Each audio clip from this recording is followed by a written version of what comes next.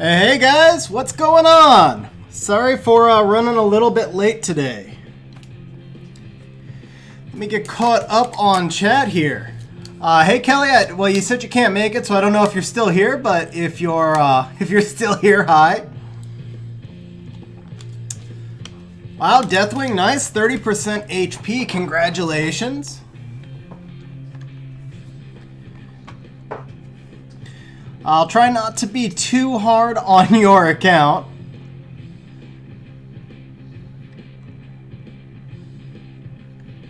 And definitely, Deathwing, good luck on especially the Bastet. Teshar is, he's nice too, but nothing like that Bastet. So I hope you pull it on the next rotation. What's going on, Steven, Alex, Garv? How you guys doing?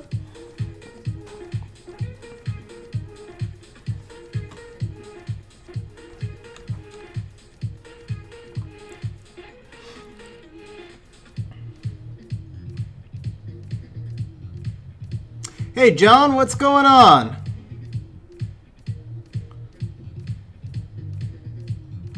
All right, I think I'm caught up on chat there. Hey Arya, how you doing today?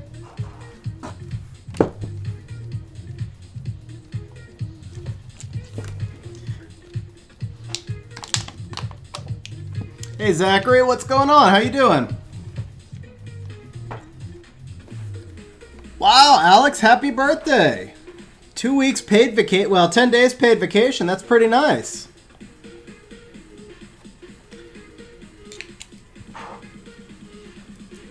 And nice that you got time off right over, well, I don't know if you're in the U.S., but if you are in the U.S., then nice that you got time off right over the 4th of July weekend, too.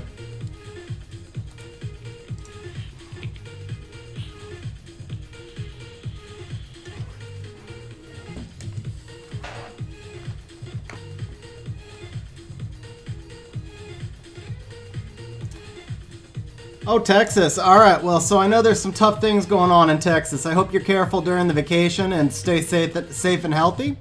But I hope you have a great time at the same time. Hey, Hadjin, how you doing? What's up, Hawk? How's it going, man? Good to see you. You've been quiet all week, Hawk, actually.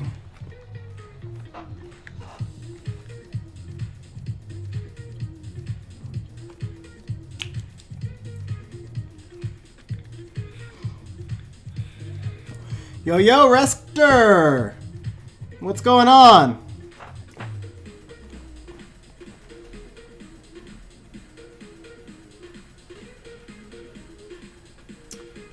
Sim, man!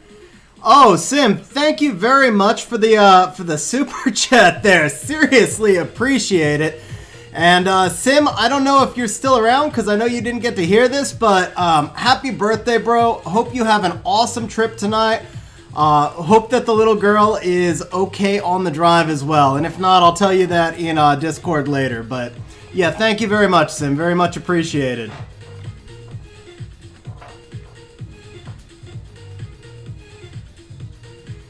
Hey, Schnell, how you doing? Now that one's no good, huh? Hey, Gabrielle, how you doing?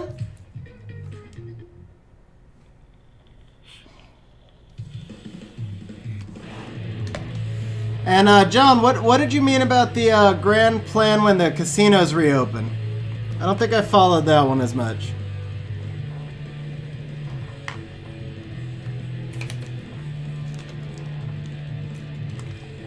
Yo, Alwyn, what's going on?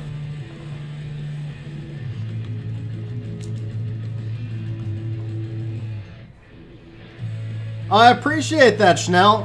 By the way, a little bit early, we're just starting this stream, but I'll mention that I'm going to be streaming tomorrow also. So different stream themes. Tonight we're going to be doing we're going to be doing FR tonight. There you go. Tonight we're going to be doing account reviews and a little bit of crafting. Tomorrow for FRR, I am going to be trying to break my Rift top scores. I thought that would be kind of like a...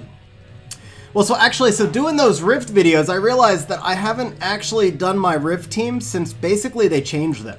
And I was like, you know what, my ranks have been fallen, and I think I can probably put up much better scores. So tomorrow for FRR, kind of like as a follow-up to the Rift videos, I'm going to see if I can put up some ranked scores. I don't have her tight, so, you know, my ceiling's a little bit lower, but I'm hoping that I can get top 50 on most of the rifts. I've always had some trouble with Ice Rift, but if I can do top 100 in Ice and top 50 in the others, I'll be happy. Ah, gotcha, John. Okay, yeah. So, I haven't worked in casinos for about 10 years now. The company that I'm with now, we're public health, and so the casino's reopening. We do,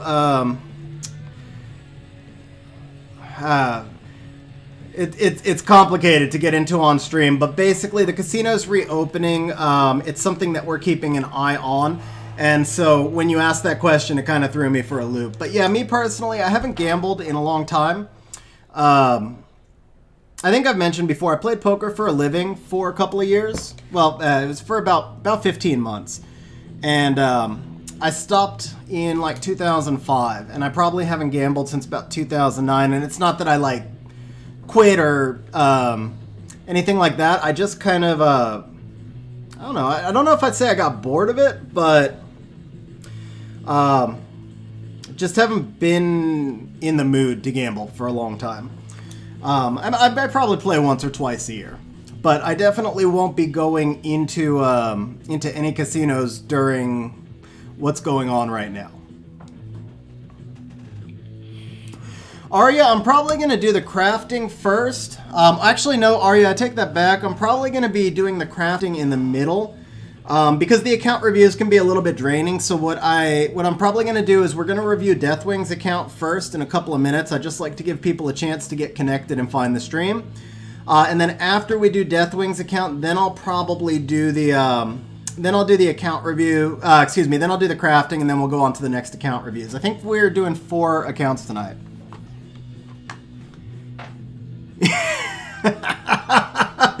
There you go, Hawk. There you go. There's actually a pretty good correlation there. And yeah, John, I would say saying I moved on is probably a pretty good analogy. Every now and then. So here's the thing. Like, where I live, I'm kind of in a small town. Well, small by California standards. It's 120,000 people.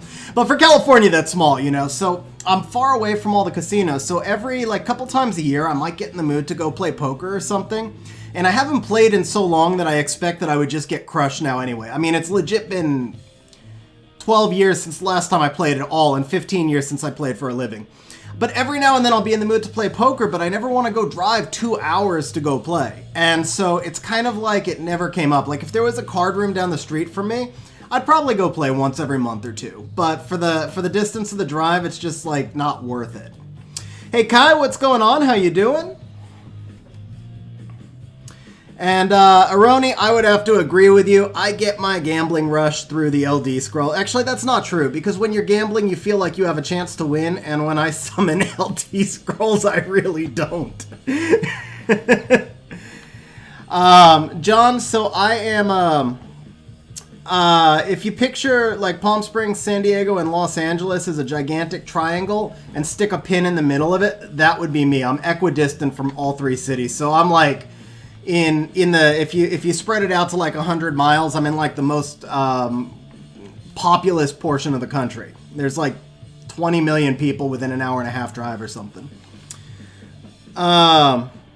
Hawkfrost, yeah, well, to be fair, Hawkfrost, I think most of the time you're just asking people to do that to you, and Summoner's War agreed.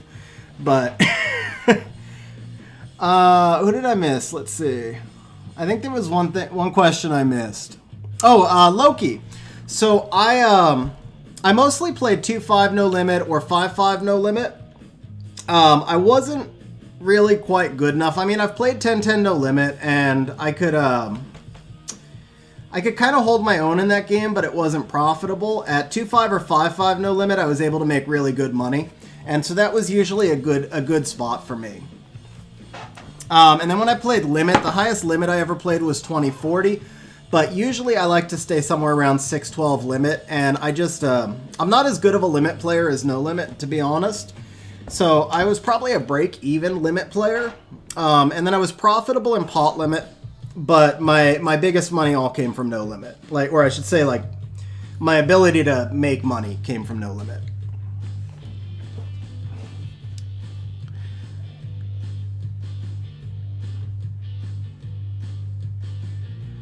Deathwing, honest answer. Absolutely, I feel like farming the crystals is more worthwhile. First of all, you're only talking really about crafting 5 runes. And I have no idea what the legend rates are, but I think it's got to be no more than like 1 legend in 50. And then the other more important thing is that when you're farming, you're also getting mana. So if you just keep crafting runes and never farm, then you're never going to have the mana to do anything with those runes. So yeah, I've never actually bought any of the crafting symbols except like when I first started the game and didn't know any better, and I just don't see it worthwhile. John, yeah, so this is going to be my next Necro video. I put this team together without actually putting this team together last month, and so I feel like I can probably improve upon it a little bit. It's just basically 5 monsters thrown in without being properly calibrated, I guess. Like, I don't know if I can make some adjustments in speed tuning or in damage or whatever. So I want to, on FRR, I probably want to see if I can improve on this team a little bit, and then this will be my next Necro video. Hawkfrost, so screw you, man. Anybody who says Hathor from now on, I don't like them. The word Hathor is not allowed in my streams. I think that's the new rule. You cannot say Hathor in my streams because we want this to be a happy, fun place, and Hathor is a place of sadness and misery. And following up with that answer, so Fire and Rice, I finished C3. And it was like I just got wrecked by Hathor and only Hathor. The last week of the season, I won about 85% of all fights that did not have Hathor, and I won less than 10% of fights where the opponent drafted Hathor, and just got crushed. So I think I finished rank 3000, but on the last day, I just kind of didn't care, and I dropped like 300. I was like rank 2700. With a few wings left, and I didn't care, and just like kind of threw away the last few fights. Hey Alejandro, what's going on? Hey Santos, how you doing? Hey Timotheus, good morning. Yeah, not the most EU friendly stream, I get it, Santos, but tomorrow will be an EU friendly stream. I'll be starting well, as EU friendly as I can get it. I'm in a really awkward time zone because I'm 9 hours behind most of the EU. And I'm not a morning person. But I'll be starting tomorrow's stream probably at 12 or 1 my time, which will be like 8 or 9 UK time, or 9 or 10 Germany time. PM, obviously, but better than nothing. Let's see. Deathwing, 14 million in mana. That's pretty nice. That's some heavy-duty farming, actually, because I make like 8 million a day on 800 runs or something. Gabriel, for Siege, do I suggest Skogul or Triana? Oh, that is tough. I am going to say if you have neither, I would do the Triana. Because Triana allows you to counter more comps. Skogul is probably a more directly powerful monster. You can do more with him. But Triana is going to act as a counter to more monsters so you can use her in more ways. I think you're good either way with either of them, but if I had to pick between the two, I'd take Triana.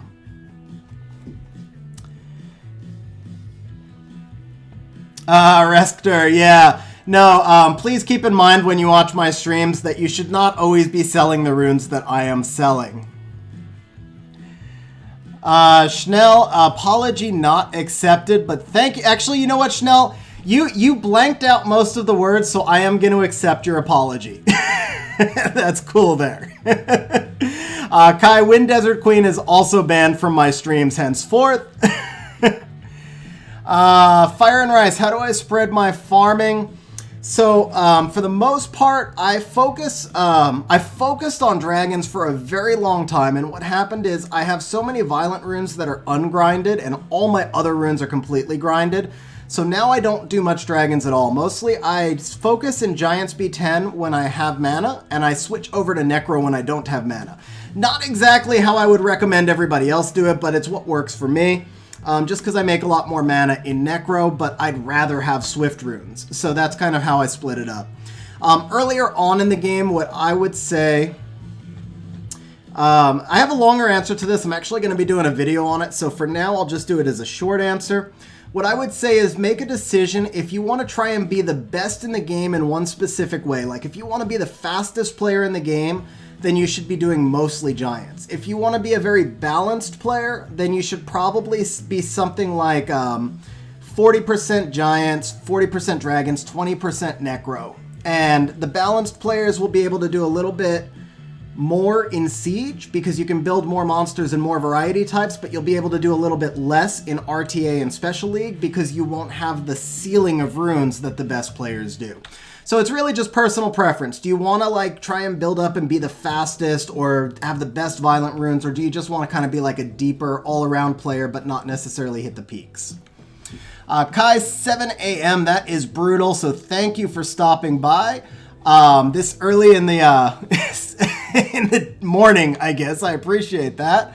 Reskter, 11 a.m., not quite so bad, but yeah, you said you're in Australia, so that's pretty cool, actually. Martin, how you doing? What is going on? Kelly, I'm glad you're able to make it back to the stream. Timodius, I haven't done Special League yet. I was actually planning on setting up a Special League team on stream tonight, but I think I'm going to have to end the stream early, so I won't get to.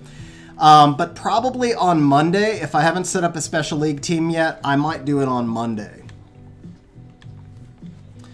Let's see. Reskter, do I craft the maximum amount? Yes, I do. I do craft the maximum amount of legendary magic boxes, and I, to date, don't think I've ever gotten anything that really justified the amount of effort I put into it, to be honest. So I don't know if I would recommend other people do it. But I do it, so for what it's worth. Hagen, yeah, I farmed GB10 for like 3 months solid earlier this year, and the fastest rune that I got was like 22 speed grinded. Fastest Swift rune I got, and I do 800 runs a day. So we're talking, it was like 100,000 runs in GB10, and the fastest rune I got was like 22 or 23 after grinds. So yeah, it's pretty tough to get. If you want to be like fast like Ace, you've got to live in giants for years. I mean, we're talking tens, hundreds of thousands of runs to get those fast runes like Ace has got. And along those lines, what's up, Ace? How you doing, man? I think I didn't say hello, but I like how you jumped into the channel with Fuck Hathor, because that is how it should be. Hawkfrost, it's not even so much, well, yeah, I guess it's like, it just doesn't fit my style, but to be fair, probably why yeah. So here's the deal. Okay, when Hawkfrost says I don't want to be the fastest, here's the deal. I want to go into every match with a set strategy, and if I can't reliably trust that I'm going to outspeed you, then it's probably not a set strategy. So for me, I would rather play for turn 2 so that I know what to expect and I'm not just crossing my fingers when I go in.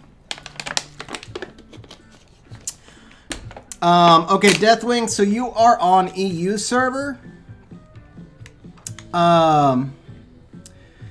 Sidra, tips for Dark Rift. After I review Deathwing, well, okay, no, so let me jump over. I'll do a quick Dark Rift team for you, Sidra. So that you can see my team, and then we're going to start Deathwing's account review. WH Lee, do I think Fire Panda is worth ruining him up? I absolutely do think that Zhongfei is worth ruining up. I do not think he's worth Devilmoning. There is a big difference between the two. I think he is actually a usable monster now. And I think he's worth ruining, and if for some reason you skilled him up in the past or did him through fusions, then I think he's an even better monster, but I would not put devils into it. That's my opinion without having tested him, though. Just what I've read off the balance patch and seen on other content creators' videos. So I'd have to use him a little bit more. Maybe I'll change my opinion and say he is worth deviling or something, but I don't think so. I think right now he looks like he's usable, but he's not... Not Devilmon usable.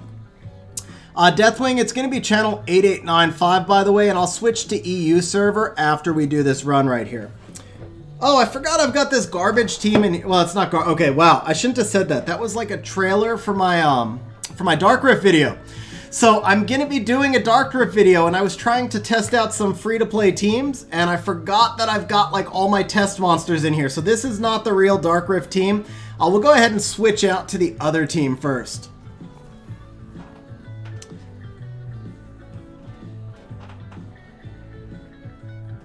Yeah, Ace, since last night you were the one talking and I was just typing, I'll switch it around. Seriously, congratulations, bro, on Samant. That is, Fen Yang and Samant would be easily my top 2 most wanted right now. So, huge grats, man. Samant is just amazing. And now you've got it fully skilled up also. So I'm really happy for you, bro. Seriously, that, yeah, that was a nice pull for you. Burke, how would I replace Talia? I'm not sure what you mean. Are you talking about, I'm not sure, are you talking about like for Necro or where you're talking about? Okay, so let me go ahead and do, this should be standard Mav, Ergar, okay. So we need to get rid of that, and that. And we'll show you a more normal team here. So if for those of you who are wondering why I haven't done the Dark Rift video, it's because I'm still trying to work out a free-to-play team that I feel confident in. It's a little bit tough for me because I can't always emulate free-to-play runes, and so I might put a team together that I think is going to work, and then people are like, no, with my runes that team fails. And so I'm just kind of testing out some different stuff until I can find one that I'm confident doesn't have a high rune requirement. So I probably will be doing the Dark Rift video next week. Okay, here we go. So this is my Dark Rift team, though. You guys can see this right now. And let me see if I missed anything else in chat here. Wendy, around what speed can you expect to move first? That depends on your stage of game, but as a general rule, if you're not running monsters over 300 speed, then by Conqueror 2, you can expect to be outsped regularly. Now keep in mind, a 300 speed Bastet is a lot harder to make, for example, than a 300 speed Triton. So you might be facing a Triton and you need much higher rune quality than them. Or a 300 speed Bernard is easier to make than a 300 speed Bastet, that type of thing. So 300 is usually the magic number, but it's not a guarantee. If you're facing things like Triton or Kabila, then you're probably looking more like 320, 330. If you're facing a Bastet, then 280, 290, or a Tiana, 280, 290 might be enough. But around Conqueror 2, you can expect that you're going to need to be 290 to 300 speed. Okay, let's see here. Sup, Shadow? Definitely, definitely, you're very welcome. You are very welcome. I appreciate the comments and the feedbacks and interaction in the videos. Reskter, my girls are doing really good. So I haven't talked about it much, but the big one, Shaki, she's got hip and knee problems, which she's had for a long time. It's kind of rough, and I've made a couple of vets very, very rich. It was a bad couple of years. So a couple of years ago, I didn't think Shaki was gonna make it, and she's been doing much better. She's clearly still in a lot of pain, but she's learning to fight through it. And I've noticed a lot more in the last couple of weeks. Like after a really tough year, her body language has been perking up a lot more, which has been pretty exciting for me. So thank you for asking about the girls. And yeah, I've been really happy with seeing Shaki perked up a little bit. Let's see. Lucifix, congratulations on the Praha. That is awesome. Reskter, my Ergar is ruined in Violent Fight, and you can see him in on all the Rift. He's in all my Rift videos, so you can see his stats in any of them. Also, Reskter, if you're not in the Discord server yet, this is a good time to plug this, plug our Discord server. So Ace and I run a Discord server together. You guys can jump in. It's a really nice community. We've got, I think, close to 500 people in the community now. So you can always ask for questions. Ace and I are usually around to help, and if we're not, then good reputation in Siege, nice. So if Ace and I aren't around, there's a lot of other people there who can help as well. And then in the Discord server, you're able to check the stats of any of our monsters through a script at any time. And so you can plus you can actually check the stats of anybody whose accounts are public, but both Ace and I have made our accounts public. So it's really fun in there. Alejandro, for an AO in general, do I prefer Bernard with 2A skill ups or Light Harpy? Okay, so Alejandro, I gotta tell you, I don't run that kind of AO. I actually just made Bernard 6-star. Like, I never used him until about a month ago. So I don't really run either Bernard or Kabila, but if I were to build a team like that, I would definitely go with Bernard unless you have just like ridiculous G3 runes. Like if you're a Foxy type of player, then Kabila makes more sense, or even Perk, because Perk has ridiculous runes and runs the Kabila. But to me, Kabila is much more of an endgame monster, and Bernard is going to serve you much better until you're moving up into higher Guardian ranks. Even though Kabila's got a higher base speed, Bernard just simply does more. He's tankier, he's got a defense break, and now with the 2A, he's got more attack bar boost. Like, I just think he's going to be a much better fit for most people. Okay, so we are going to switch over to EU server now. And then begin the Deathwing account review. Let's see, did I miss anybody else here? Oh, Ace, he's not fully skilled, my bad. So, that's right, you just fully skilled Ethna. Okay, that's my bad. I was thinking, yeah. Well, then congratulations on having Ethna fully skilled, because she's freaking awesome also. And then just, but honestly, I think Samanth you can probably use without skilling him up also. I mean, maybe I'm wrong, but he seems like a monster that would really work. One of the few monsters that would really work without skill ups. That's my take on him. Obviously, I don't have him, but that's my take.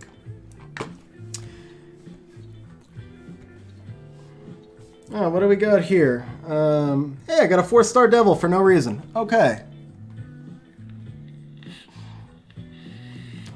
Hey, Mercurian, I appreciate that, man. It looks like you just went to bed, so you may not see this, but I appreciate the that, and I will be getting the Dark Rift video out next week. Timodius, yes, Ergar is fully skilled. Kelly, you have no joke, and when that travel agent calls back, they're talking about, like, booking one of those first flights into space.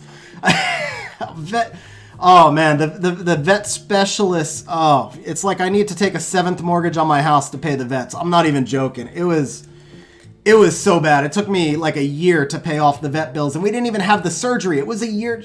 Well, yeah, it was pretty bad. It was pretty bad, but she's worth it. You know, she's my girl. She's Shacky. She's worth it, so it's all good.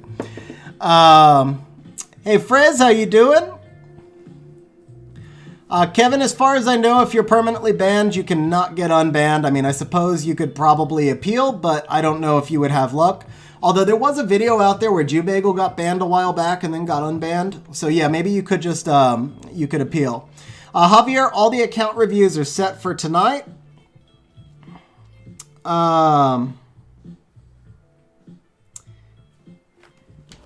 Let's see, am I caught up? Charlotte can work without skill ups. Charlotte can work without skill ups, but she works way, way, way better with skill ups. Hawkfrost, this is not my main. It's simply much more powerful than my main. This account does way better than my main because it's never seen a Hathor. Timodius, yes, the Vamplard can be skilled up with regular vampires, which means it's skillable through fusion. You can fuse the water vampires. Kelly, that really sucks. Oh, I am sorry to hear that. That is so, it's so tough to lose your dog to begin with, and then to be hit with a vet bill at the same time. I'm really sorry to hear that. Yeah, there you go, Rester. Be like, I'm a level 2. There you go. Okay, Deathwing, let's meet in channel 8895 and begin your account review. So go ahead and say something in 8895 for me. Javier, yeah, if you've got a lot of monsters and not enough runes, my advice to you is de-rune the monsters that you don't use and consolidate. One of the traps a lot of us fall into is we try and rune too many monsters at once, and we make all of our monsters weaker as a result. So I would just rune fewer monsters. Curtis, no, it's not an alt. I just, I went through the tutorial on the EU and Asia servers so that I would be able to do, like account reviews and stuff. So this is just me on the EU server.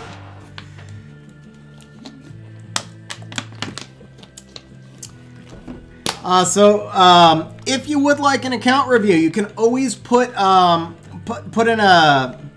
there's a channel in the Discord server, so you put in some information like why you want an account review. which server you're on, what you hope to get out of the account review, stuff like that. I try and do 3 to 4 account reviews a week at least. If I can do more, I will. They do tend to be kind of draining, so I can't catch up with everybody. So when you put it in the Discord server, when you put in your request, just make sure you explain why you want it. You'll get a better chance of getting pulled for one. And then just so you guys don't know, channel members do always get the first option at account reviews. I will continue to do account reviews for everybody. I don't ever want it to be like you must be a channel member or anything. But obviously there are some benefits of membership, so the channel members do get the first option for account reviews.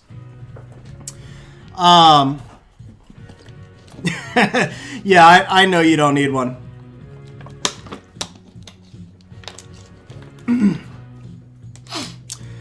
All right, so guys, I will probably fall behind on chat right now, but we're gonna go ahead and start the account review. So if I miss you in chat and you have a question you want answered, just re-ask it again in a little while. But Deathwing, here we go. Let me get one more drink of water and then here we go.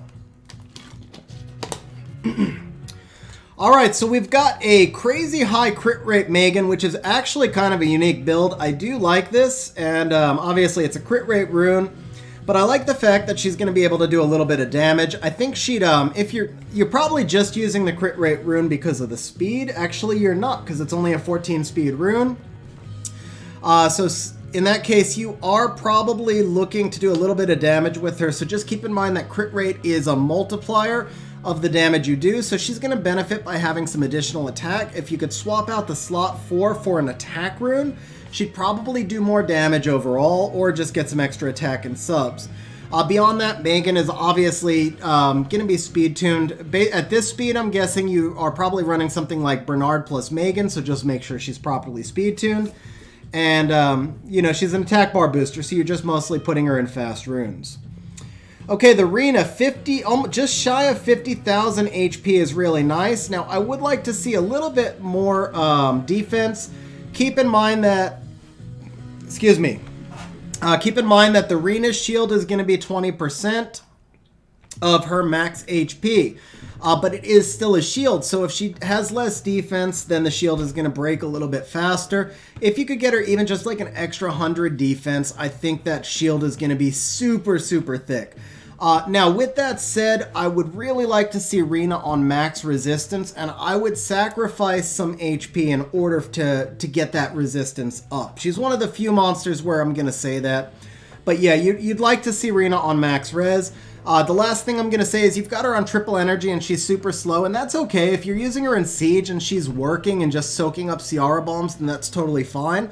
But if you ever move into a point where you're trying to do some two-mans with her and stuff like that, you're probably going to find her to be a little bit better on at least one set of Destroy Runes, if not two sets of Destroy Runes, and then you are going to need her to be a little bit faster. Okay, well, so see, you say rarely use Rena, but remember I told you to only put out monsters that you wanted reviewed, so I was working under the assumption that you wanted her reviewed.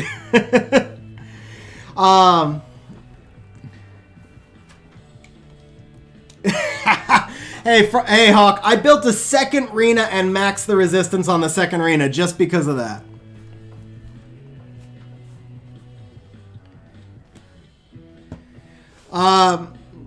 No, so Shadow, yeah, it's, her shield is based off of max HP. It's right here.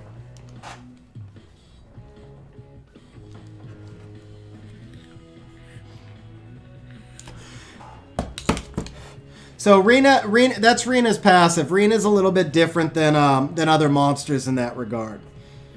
Okay, so the Alicia is, let's see. Good crit rate, good crit damage. I'm going to assume that hey, Kelly, have a good night. So the Alicia is in Swift Blade, which is kind of a different build.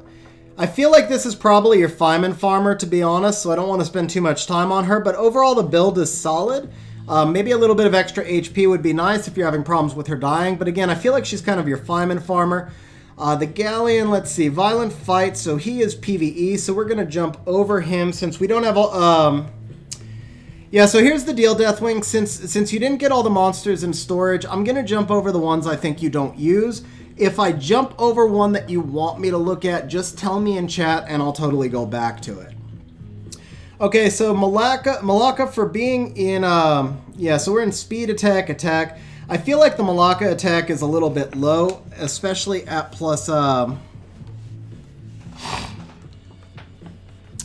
Okay, so before I jump into Malaka, I just want to address the Shadow. So Shadow, there's different kinds of shields, and what you're thinking of right now is shield runes. The shield rune is based off of base HP, and then monster shields that come through skills are going to be based off of different ways that it's phrased. So for example, Rena's shield right here says 20% of your max HP. It's very specific.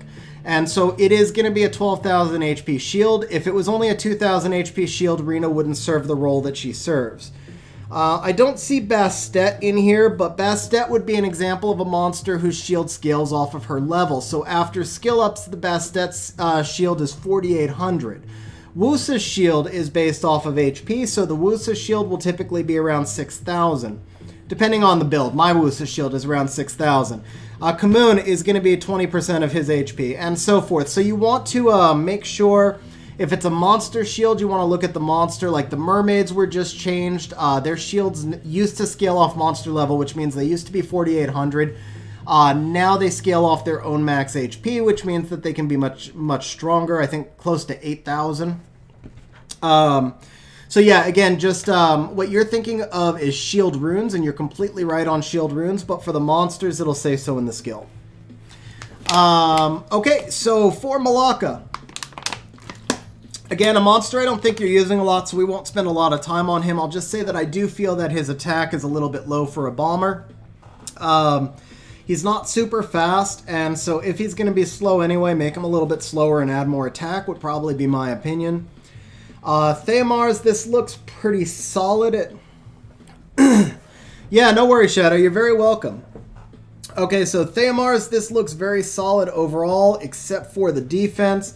Very squishy Theomars. Of course, you'd also like to have will runes. You know what I didn't do was check your stage of game, so I probably should do that and make sure I'm being fair on these assessments. Okay, F3, yeah, so, wow, you're in a G2 Guild and Siege battle, F3 Arena, F3 RTA, and then F1 Special League, Triple S on everything, really solid dungeon times. So solidly in, like, mid game, pretty much, I think. Whoops, my bad. All right. So coming back over to the Theo, at your stage of game, yeah, I think it's probably fair to say that you should try and get him in will runes. That makes a big difference. But far more importantly is just get him a little bit of extra defense. Right now, it would be too easy to pop his Endure. And so I'm almost wondering if maybe you're not using Theomars on siege defense. Because if you're only using him for offense, it's probably okay. But if you're using him on defense, it's just a little too easy to pop his Endure. Okay, Chow looks pretty solid all around. I would say that I'd trade some crit rate for attack on the Chow. Just because you've got like this huge crit rate and crit damage, but that's all multiplying the attack that you're doing, and then the attack is kind of low. So yeah, I would just trade off a little bit of crit rate for attack, and then again, probably just if I could add a little bit of defense, I'd be happy there.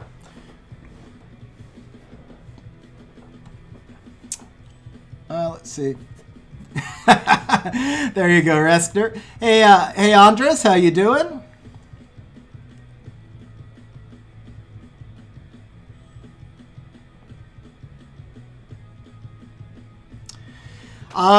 Kevin, so me personally, Kevin, do me a favor and just ask me that question again after the account review, because that requires a longer answer. Okay, we're going to skip Ajir. So Julie is probably... Okay, there you go. So Julie is obviously going to be a... Wow, no, Julie is not a PvE monster. You're using Julie for a cleave would be my take based on this speed. So I think the stats on the Julie are actually really solid overall. Probably... Okay, yeah, she's in Swift, so that explains the crit damage. Yeah, so I think you're using Julie for some sort of cleave team. At 214, I think her damage overall is pretty good, so it looks like a solid build. I don't see much you'd need to change there. Samanth, so we're in Despair Blade on Samanth. It's funny, this has been talked about on several of my other streams, because I don't have a Samanth. I feel like he would do well on Nemesis, but most people tell me I'm wrong. Well, he's always on either Nemesis or Will. I feel like the ones on Nemesis cause me more problems in Arena. All the people who have him say he's better on Will, and what do I know because I don't have him. But either way, he should be on kind of either Nemesis or Will. Overall stats on him look really good, though. Speed-wise, I feel like he's probably consistent with the rest of your account. So really not much to change here except just moving him to Nemesis or Will.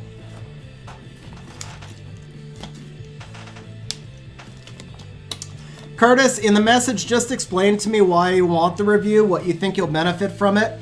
So the actual channel members get to choose anybody for a review that they want to choose, including themselves. And so if you can convince one of the channel members, then you would get up in the review section. Okay, so Shihu, Violent Energy. It's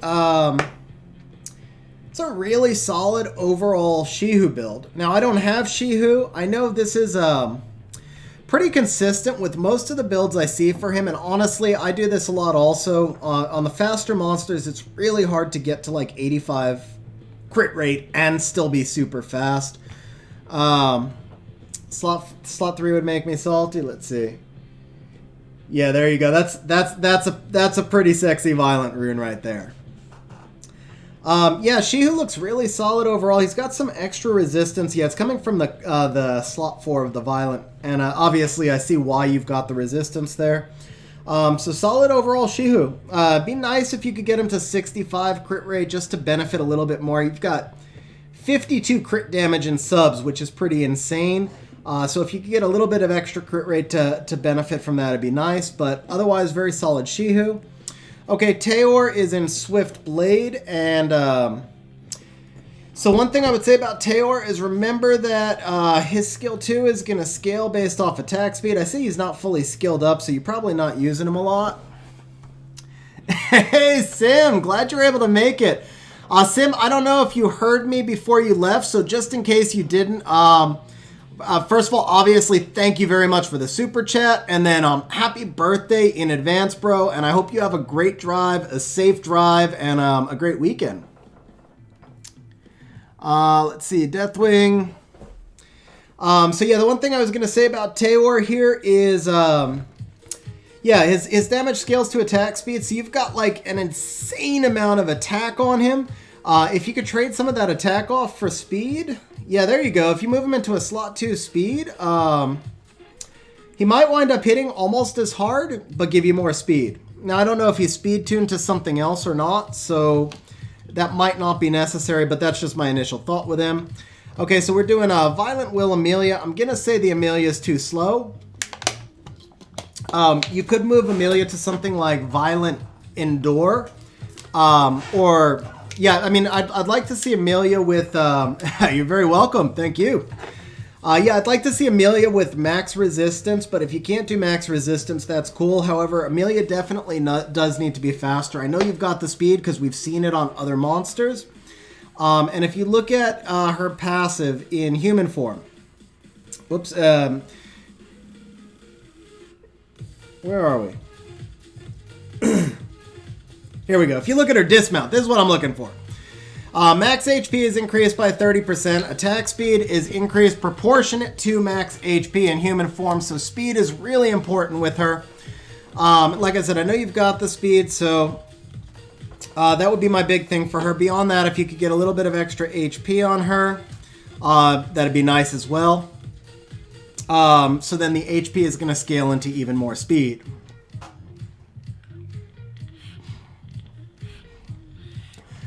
Gabrielle, no, I just pick a few accounts every week, and I'm going to message you in Discord. But it won't be today. Today's accounts are already picked. Hey, Leopoldo, how you doing? Payne, yeah, I agree. It's I didn't say as much. I think I said almost as much, and he'd be faster. So I agree. Generally speaking, attack is going to matter more than speed. But what I was saying is that you could make him faster without giving up as much attack as you might in on another monster. The main thing is, it's just that looking at the stats, I feel like this Taeor is probably hitting for somewhere around 40k with no defense break. And if it's already one-shotting Pernas with room to spare, then I feel like there's probably a little bit of room for give back. That was kind of what I was thinking there. Pickle Toe, so it all depends on stage of game. The big thing is if you're going to do Swift Amelia, I would try and make sure that Amelia is about 40-50 speed faster than the rest of my team, so you really benefit from being in Swift. Otherwise, I would go Violent Amelia and speed tune it so that Amelia was acting last on my team, but not by much. I like to see, like, we're seeing other monsters. The Shihu is 250. Even the Julie is 214. Theo is closer to 200. So that's where I said I feel like if you're using Amelia, somewhere between 200 and 220 would probably be good on your account. Yeah, there you go, Deathwing. With defense break 68k, so you don't need 68k. Nothing has 68k except for Ace's Raitesh, and that's got attribute advantage on you anyway. So your Taeor is just hitting harder than he needs, and he could be faster in place. That was the point I was trying to make. Although I will say 68k is sick. Okay, so Mo Long. Solid overall Mo Long based on what I've seen from your account. I really got nothing for you. Obviously, we always want to make him faster if we can. But he's very thick. Great overall stats. I got nothing for you on this one. Mina. Well ruined. You didn't waste any stats in crit rate. She's got really good speed. The attack is on the low side, but more than made up for on the crit damage. Let me see. Are you skilled up here? You're not skilled up. So I'm going to guess your Mina is doing somewhere around 23,000 damage to open the fight. With skill up, she'll be somewhere around 27,000, 28,000. That's my guess. Very, very solid all around Mina. I got nothing for you on her except to mention that she is super squishy, which you obviously know. And so when you're in this kind of build, just make sure you don't bring her into a fight where any monster will ever hit her. Belial, so you've got Rena and Belial. You might want to talk to Hawkfrost about using Rena Belial as a two-man in Siege. The Belial build right here, very solid overall. I think you wouldn't have to make any changes. So if you boosted your Rena up a little bit of defense into max resistance, you probably have a really good two-man team right there. Barbara, let's see. Lucifix, Mina does not need crit rate because of her passive here. So as long as you're attacking an enemy with no harmful effects on it, she's going to crit 100% of the time, which makes her like much easier to ruin. Okay, so Barbara has obviously recently undergone a pretty major nerf, and I'm not entirely sure. Ripper! Thank you, man. I appreciate it, Ripper. Thank you very much, Ripper. So yeah, Barbara has recently undergone a pretty major nerf. I'm not entirely sure how I'm going to ruin mine. I know that I'm going to be reducing her runes. She got absolutely blasted the last few times I tried to use her, so I think the nerf might have... Well, I'm going to stay off the whole Beast Rider thing. I'll just say I'm not really sure which way I'm going to go with her yet. The one thing I will say, though, is that the nerf didn't change any of her accuracy-based skills, so I would try and get her accuracy up over 40 because so much of her utility depends on accuracy. Speed and overall attack and HP and all the rest of that stuff-wise, I'm not quite sure where she should be or how she should be with it yet. So yeah, I can't really give you much more on that yet. Then, since I haven't really tested them yet. Okay, so the Ariel, solid overall. We're a violent nemesis with Ariel. Hey Daniel, how you doing? Solid overall build with Ariel. You've got one defense rune on here, so. Excuse me, ideally if you could switch up to an HP rune down the road, that would probably be a little bit better just for like arena defense, so it's a little bit less cleavable. But otherwise, very solid overall build, not much to change here. Obviously speed as well. On all monsters, you always want as much speed as you can get. Okay, the Kamoon is a little bit too slow in my opinion.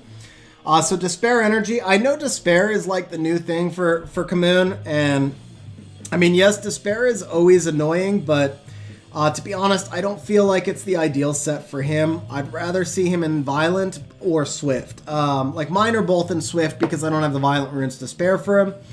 but I'm not as much into the Despair Communes. But either way, I would say that the speed-wise, you really want to be turn cycling this shield as much as possible. And you've got him in this super thick 40k. You've got him in 40k HP, which is great. You've got some defense on him, so the more if you've got more speed on him, you'll just be turn cycling that thick shield even more. Okay, so Veligul. Wow, that's a fast Veligul. Are we swift here? Yeah, we're swift. Okay. Yeah, Deathwing. Noom is not, or Commune is nicer as a tanky bruiser. You can check mine also in Discord if you want to look at my too. I'm pretty sure you know how, so you could take a look.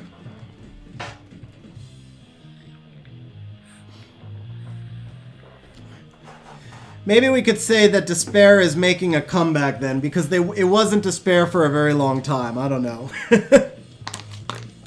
Lately, I'm seeing a lot more of them. Okay, so crazy fast Veligul, good stats overall. The one thing I'll say is you're really not taking advantage of the buff that he got on punishment. He hits freaking hard, so if you could put him into more of a bruiser build, crit damage, I mean, he's got 62 crit rate already. So if you could get him some attack and some crit damage in there.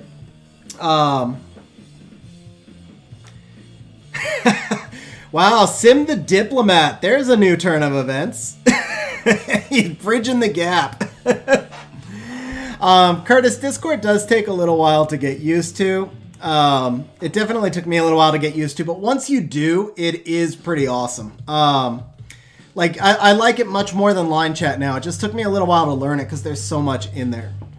Commune makes sense on Violent because on defense, everything is better on Violent. The more RNG there is on a defense, the more likely you are to get wins.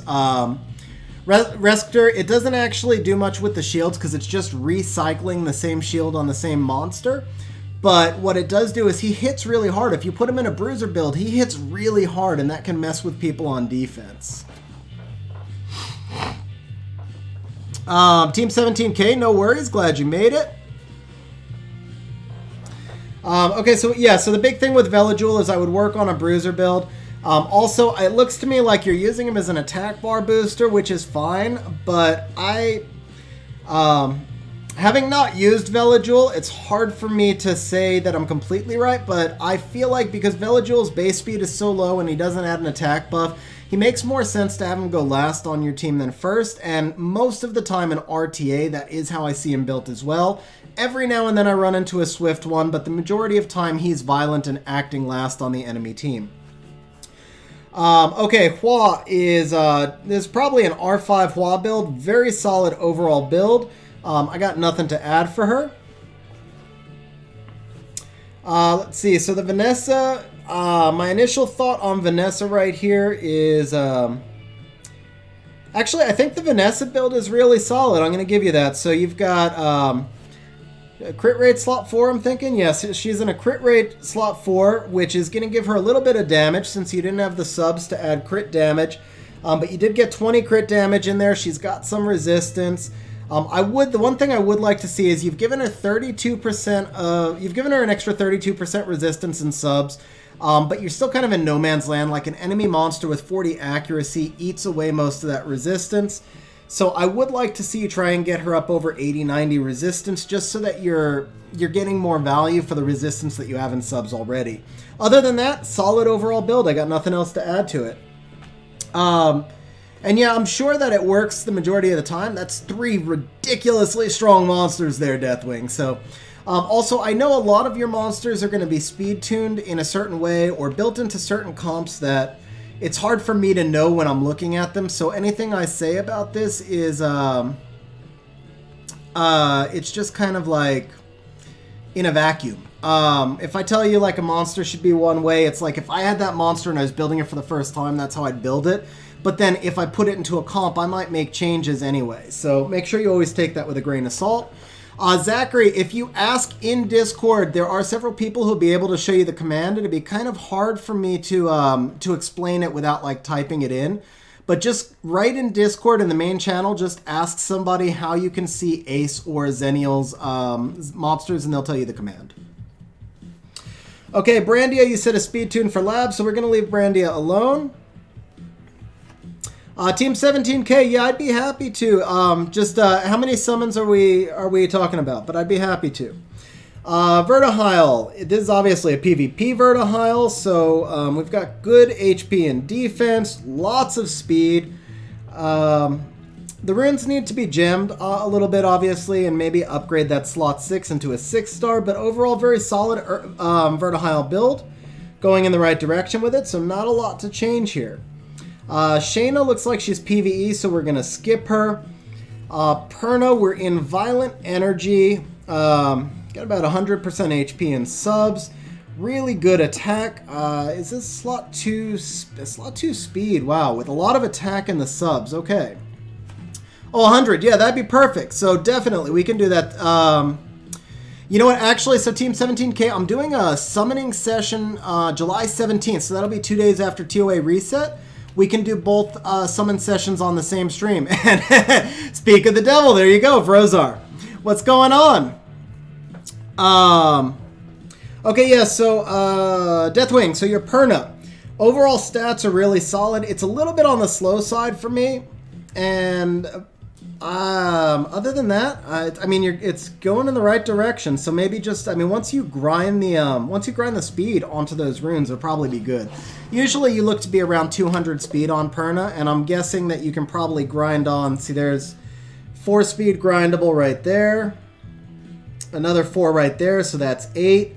You can gem speed onto the slot 1. Not that I would necessarily gem on a 5-star rune, but you could gem speed on the slot 1. And so, yeah, you could easily break 200 in this rune set, and you've got good stats otherwise.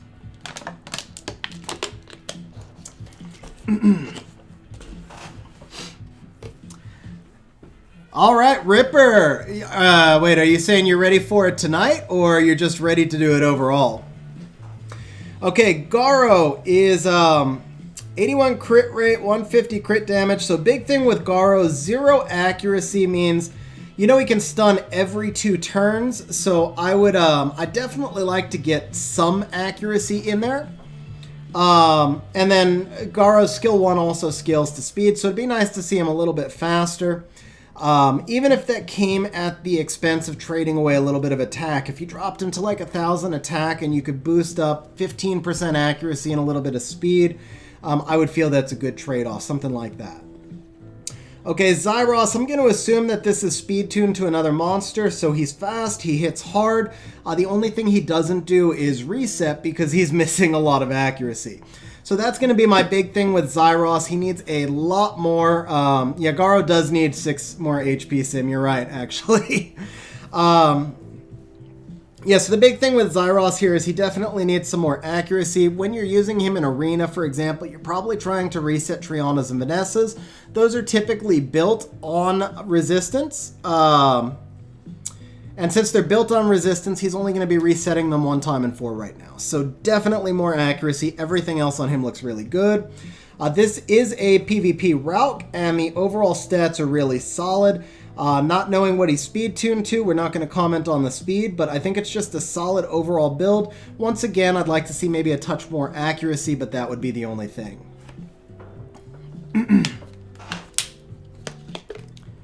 Hey, Durs, or Juan Pablo, I really appreciate that. Thank you. Okay, Daphnis. So this is going to be a Swift Daphnis. We're on Swift Blade. 74 crit rate, which is understandable. The target would obviously be 85, but certainly understandable. A lot of us can't make that on every monster. Solid attack. You've got good crit damage subs. I'm thinking your Daphnis Hellfire is probably in the 32,000-35,000 range. Accuracy is solid, so I really got nothing for you on the Daphnis to change, other than maybe because he's a little bit on the slow side. If you could get him into Will Runes, that would be cool. But I'm seeing you haven't done a lot of Necro on this account, so I think right now your Daphnis is in a good place. I appreciate that, Sim and Reskner. Although, if I mean, I know I'm a Xennial, but I don't think I've reached, like, a mythological status yet. Oh, Vrozar, man, thank you so much for becoming a channel member. Dude, seriously, thank you very much, Vrozar. I really appreciate that. That is awesome of you. Yeah, thank you very much, and make sure I'll talk to you in Discord. We'll get your role set up. Okay, so the Rika, let's see, 100% accuracy is overkill. It tells me you're not using an accuracy slot 6. That one got me. So you got 100% accuracy off subs. So just so you know, 85 accuracy on the Rika would totally be fine. HP, defense are solid. The speed is solid, and yes, the new Nephthys, which by the way, I haven't seen Sky tonight, but Sky requested Nephthys, and she has got Nephthys. Hey,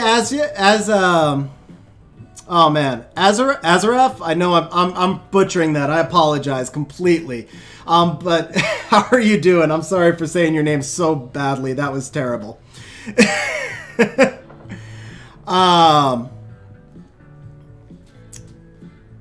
Ripper, what's crazy? You lost me on that one. I think I missed a chat above. But yeah, Ripper, we can definitely get your summons done tonight. Sean, welcome to being a channel member as well. I just want to say thank you very much for that. Seriously means a lot to me. Very much appreciated. Okay, so back to our Rika here. Big thing with Rika is she's got 15 more accuracy than she needs. So I am just going to say if you could switch that 15 accuracy over into like an extra 6 or 12 speed, that'd be pretty awesome. Hey, Curtis, have a good night. Thank you for stopping by the stream. Okay, Okeanos. Okay. 22, 2 HP. I know you did that on purpose. Dead sure you did that on purpose. Oh yeah, Ripper. The 100 accuracy with no accuracy slot 6. That one caught me by surprise. That's for sure. Sim, she does wish for better runes, and she got them. You just don't want to know where she was at before she wished for those better runes. Okay, so Okeanos, we are solid on accuracy. So he's not in a tanky bruiser build, which is fine. You've got him just like super defense, and so I think overall it's really good Oki build. I do like a crit damage Oki personally, but it really just depends on the runes that you have available. So if you don't have the... yeah, you got it, Ripper, will do. So if you don't have the runes available to go crit damage, then I think your Oki build is very solid overall. Alright, you mentioned already that you're doing BJR5, so we don't really need to comment on your build. Just say congratulations on reaching BJR5. I was about to tell you that I would do some runs with you, but EU server, my level 2 account on EU server, probably not going to do so well there. Sean, I appreciate that. Catch up with everybody. Okay, cool. So Vertihile... Am I having flashbacks? Okay, yeah, we do have 2 Verties. This is a PvE birdie, so I can skip over this one. Very solid Masha build. Swift Blade. Solid all-around stats. Only thing I'm going to say is that with her being squishy, just from having run the Beast Riders so far and seeing what's happening with dismount, her being squishy is definitely going to become noticeable for you. So you might want to try and get some extra HP in there because once they get dismounted, they're just gone. The other big thing is that 4 accuracy. So her skill 2 is really what makes Masha great. I know we talk about the passive, and the passive is what makes Masha great also, but the skill 2... Let me try this again. The way her skill 2 interacts with her passive is what makes Masha special. That's what I was trying to say. So the skill 2 absorbs attack bar, and then when she absorbs attack bar, it stacks her passive. So if she fails the accuracy check and doesn't absorb the attack bar, then her passive doesn't stack. So that makes accuracy really important on her. Also, obviously, the defense break and just her ability to kill stuff is going to be really important because... you know, she's squishy, so if she doesn't nuke something out, then she's going to die. So overall, the accuracy on her, I would shoot for at least 25 or 30 if you can't get her a little bit higher, even if that comes at the cost of trading off a little bit of attack.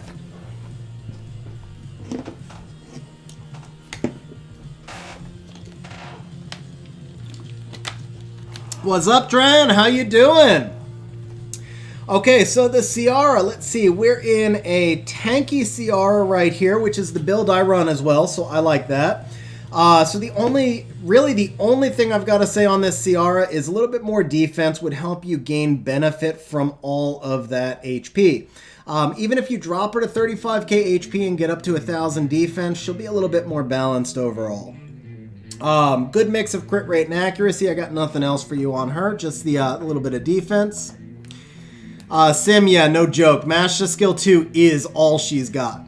Well, she could live for a 5-stack passive if you brought her in against like triple wind or something. You know, if you found like a bad siege defense or something like that.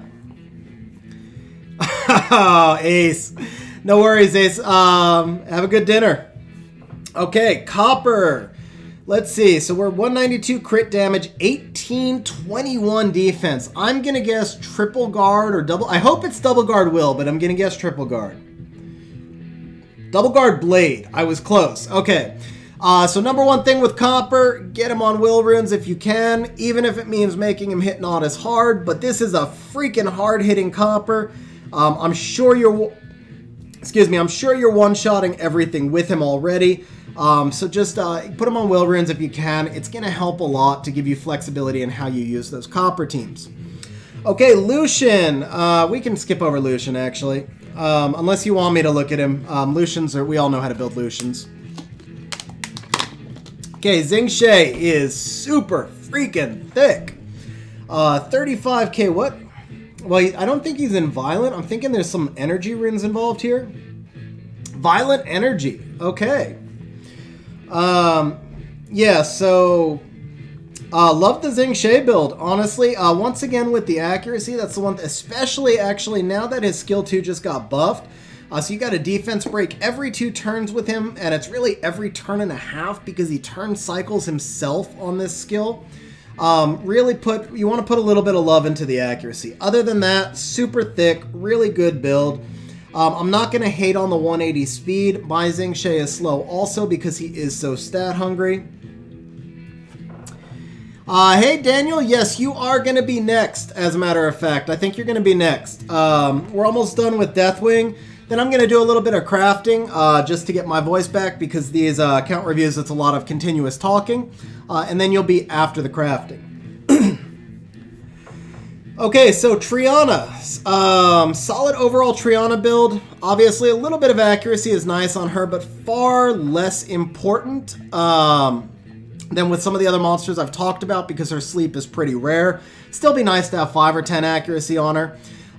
Speed with Triana, you just want her to act last, but be close to the speeds of your other monsters. I feel like she's probably acting ahead of some of your monsters, but she could be speed tuned into a certain comp, so it's hard for me to say. Overall, she's got good HP and defense. I would put some effort into getting her into Violent Endure. So I'm actually not a huge fan of Triana and Will, but it's not a bad thing. It's just maybe not as necessary unless you're using her in AD. Triana and Will on AD is really good. So you've actually got her in Shield Will, so you're using her to counter Orions now that I look at it. And if you're using her to counter Orions, then the resistance probably matters a little bit less as well, to be honest, because most of them are going to be max accuracy. So overall, it's a pretty solid Triana build. If I'm reading how you're using her right, then I think she's built well for how you're using her. Down the road, maybe get her into Violent Nemesis and or even Violent Endure and max the resistance. But for right now, I think it's a solid build. Okay, your Ganymede is super fast on Violent, so we haven't seen the Lauren. I got to jump ahead and see what your Lauren is, though. Okay, so Gany is fine because he's slower than Lauren. Wait, 146 and 146. No, your Gany is acting ahead of Lauren. So Gany needs to be a little bit slower, in my opinion. You want him to act behind your strippers. Just about 4 speeds slower would speed tune him properly. I don't know that you're using him with Lauren, but looks like you're a little bit behind because I'm already on the Gany. So yeah, I don't know if you're using him with Lauren or not, but if you're using him with Lauren, I would slow him down by about 5 speed. I don't remember seeing any other strippers that we've gone by, so it seems that's the most likely pairing. Other than slowing him down a little bit, the accuracy is beautiful. He's solid, he's tanky, and I would really have nothing else to change on him for you. Okay, the Skogul to me, Violent Energy, so I will mention that your Skogul, I personally do not believe in using violent Skoguls on offense. This is a defense Skogul for me. Now, the 50k HP with 1200 defense is perfect. Super thick Skogul. I would like to see... That is fair, Sim. Yes, that is true, Sim. But honestly, at 246...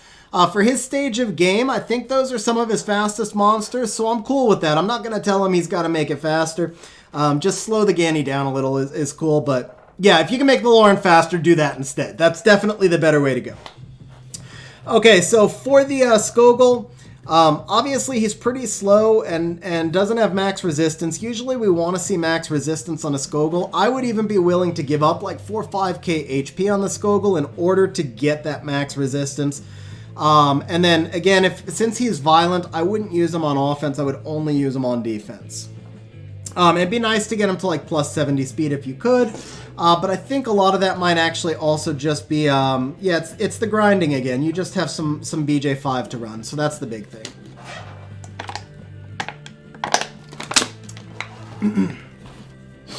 Okay, Violent Blade Fen Yang. So, wow, that's a nicely built Fen Yang. I really don't have much for you. Crit rate slot 4? No, just massive crit rate in subs. So knowing that you've got a lot of rift to do and picturing what this set's going to look like when he's done, really nice set.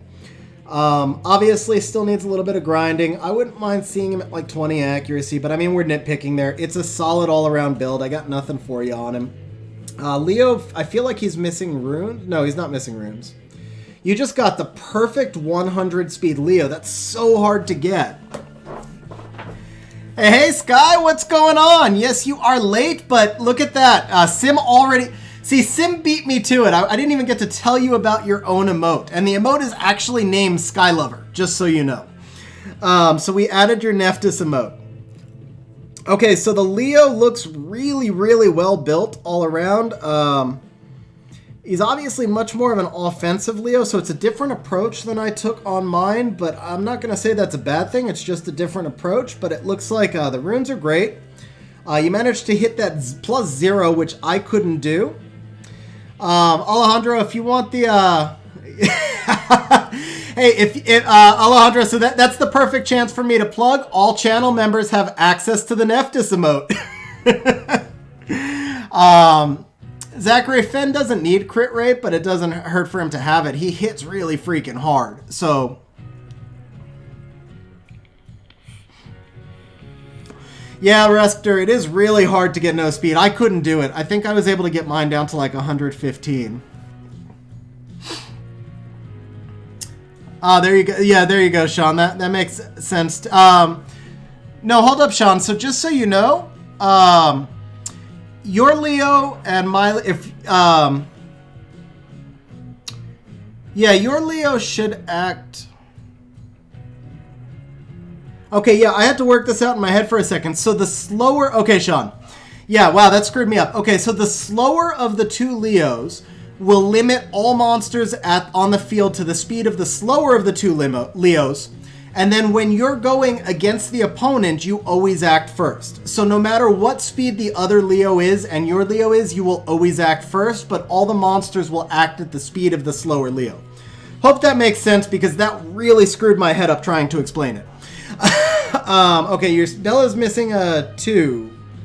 I thought you were saying she was missing a slot 2. There you go. Okay, I see it. She's missing a 2. That would have been 2 monsters at 22, 22, 2. That'd be pretty sweet, actually.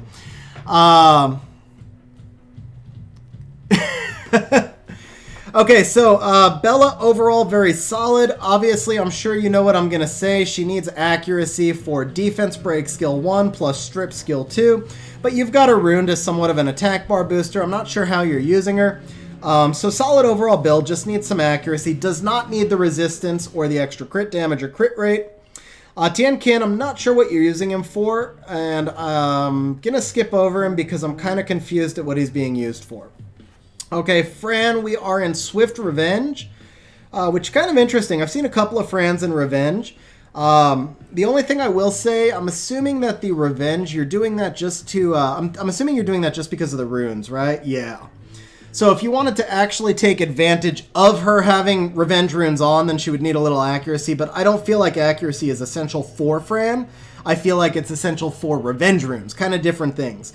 So the overall Fran build here is really solid. I'd like to see a little bit more attack so that she heals more, but she's super tanky, she's got good speed, just an overall solid Fran build.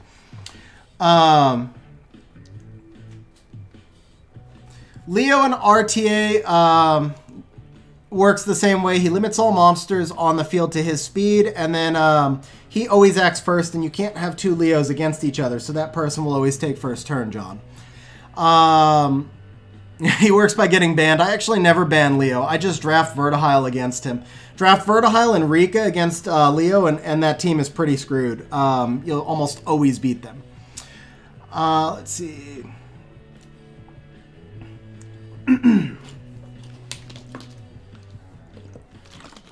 All right, think I'm all caught up on chat. There was a big burst there. Hey, Angel, how you doing?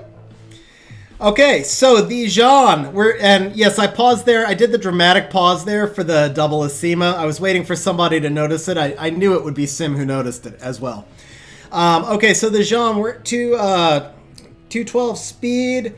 The resistance is actually good, 97. Double guard energy, kind of an interesting build. I'm not one of those people who says Jean must be on violent, because I think when she procs out of her invincibility, it's kind of annoying. Hey Javier, have a great night. Thank you for stopping by the stream. Overall, I really like your Jean build. I would like to see her closer to 50 accuracy, but everything else on her is really, really solid. Okay, Asima number one. You know what? Now you guys want to see Asima, so we're going to skip ahead to Lyn. Good crit damage on Lyn. Okay, now we can look at the Asima. I'm just trolling. So since I don't have Asima, obviously, I don't have two Asimas. I'm just really kind of guessing at how you would rune her here. But you got tons of accuracy, which is what she needs. Crit rate, crit damage, attack. Overall, looks like a really solid build. She's on Despair Blade. I don't really see anything like blatantly jumping out at me that needs to be changed. Again, I don't know Asima as well, but definitely looks really solid to me. Asima number two, you have totally screwed up and dropped the ball on. If you've got two Asimas, you build two Asimas. I don't care. If you've got five Asimas, you build five Asimas. I should have looked here first because you no longer deserve an account review. Bottom line. Sean, yeah, I'm really tempted to unsummon the one that's unruined. I think that's what should happen. Vrozar, I will say this. Dupe LD5 is terrible, but if you're going to get a dupe LD5, to get a dupe of Asima has got to be one of the best you could dupe. Asima is just so freaking strong. Such an amazing monster. Payne, I do agree. If you're using Jean on defense, then Violent is the way to go. I was talking about just as a general rule, Jean doesn't have to be on Violent if you're using her for offense or TOA or things like that. Anything and everything on defense is always going to be better on Violent. As just pretty much that's an automatic, with very few exceptions. A few times where you need Swift, but most of the time it's defense.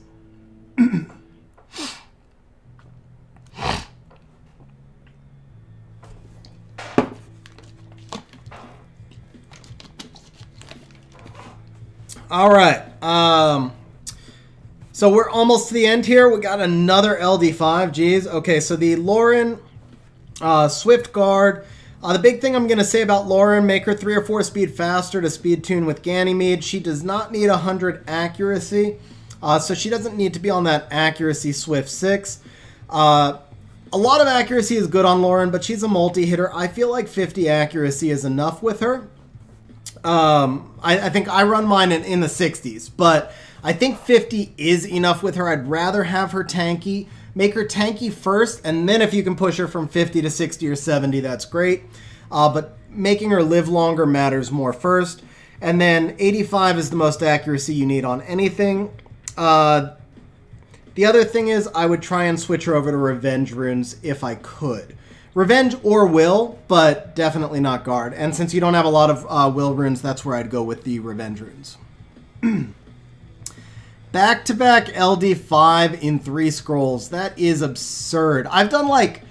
I'm close to 900 LD summons, and the only thing I've got is Beelzebub. You got 2 LD5s in 3 scrolls. That's ridiculous. But congratulations, because you got really, really good LD5s also. Okay, we don't need to look at Darien or Crow. We'll look at the Leona. I got to refresh myself here. It's, yeah, balances defense and attack power. That's what I thought. Okay. What are we in here? Speed, crit damage, HP. So, not having Leona, I can't be positive, but I feel like her slot 6 should be a defense rune, shouldn't it?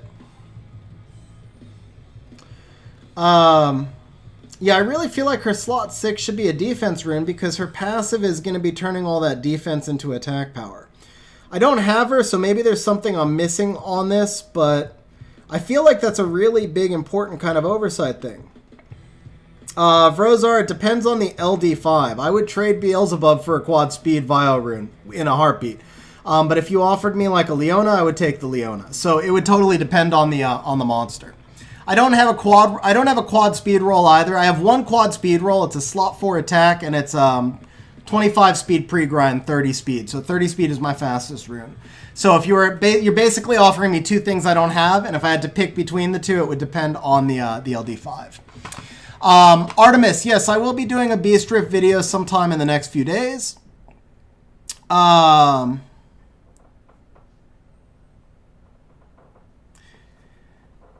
Payne, I think there's just some trade-offs there. I understand where you're coming from, but for me personally, I would rather I would rather have a tankier Lauren with a little bit lower accuracy. And you could I mean, it's a case I think you can make on both sides. I don't know that there's a wrong way to do it, but she's multi-hitter, so with 50 accuracy, most of the time you're good. Now, if you're talking about RTA, it's a different beast, but if we're just talking about in guild content, I feel like 50 for me personally is okay.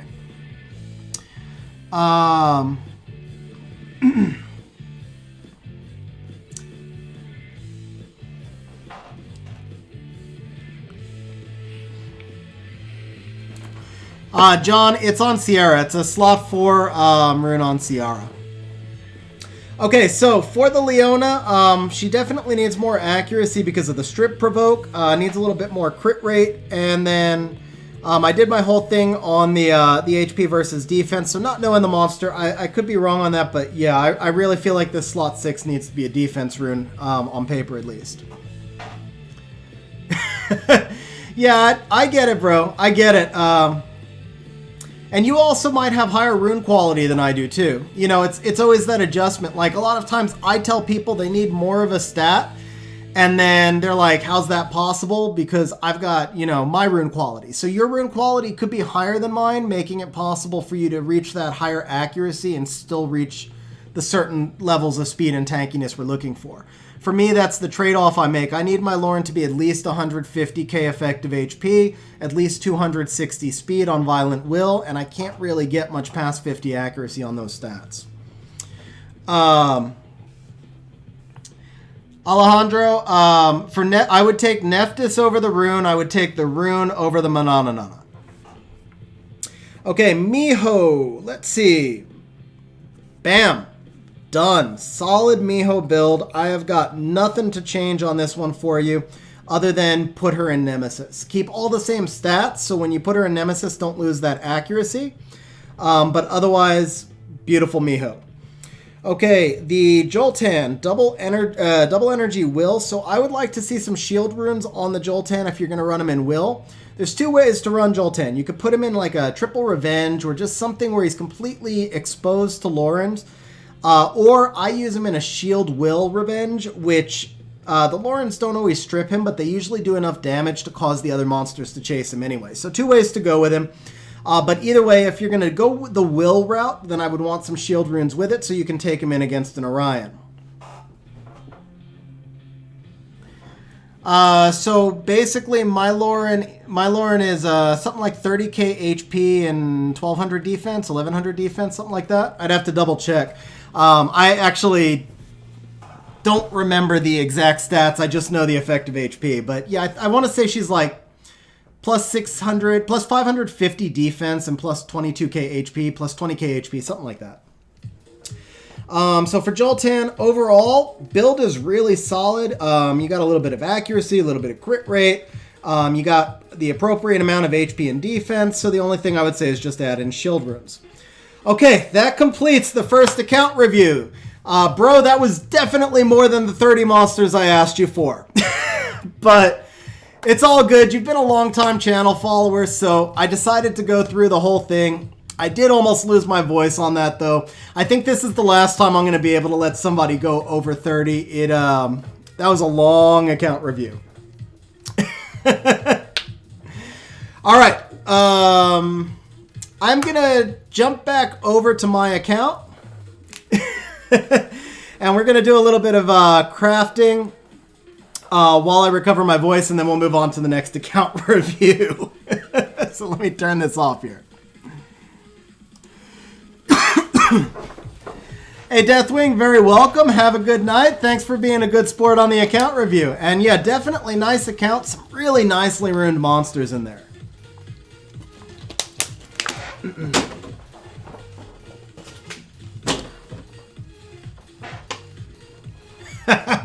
Yeah, Daniel, I gotta practice that. I gotta work on my voice there a little bit, I think.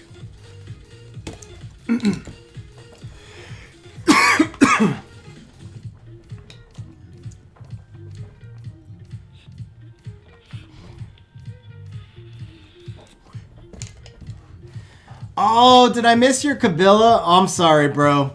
I actually didn't mean to jump over the Kabila.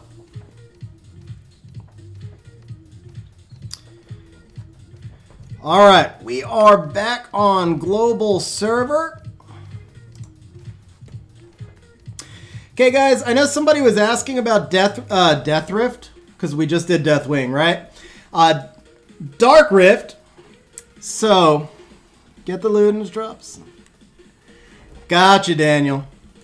Yeah, it's just because I'm, like, the way I'm talking into my microphone, it, I don't know. But I'll be good with that. Okay, guys, so I'm gonna do one run right here, and on the Dark Rift for whoever wanted to see it. I'm gonna go grab something to drink, and I will be back. Should be back before this run is done. So I'll be right back, guys.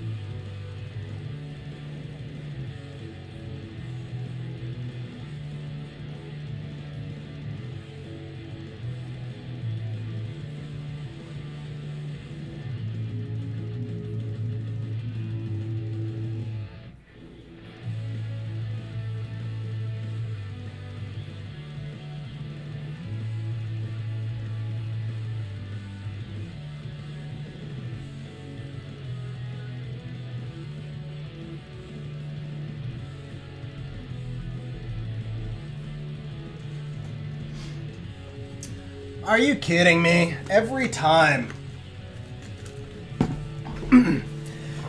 Every time. It's because of the server changes.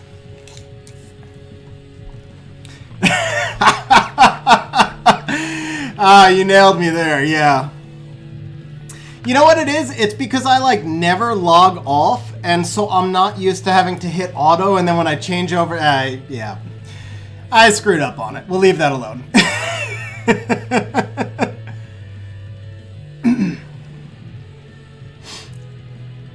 Oh, the Kabila was level 27. Yeah, there you go. That's why I missed it.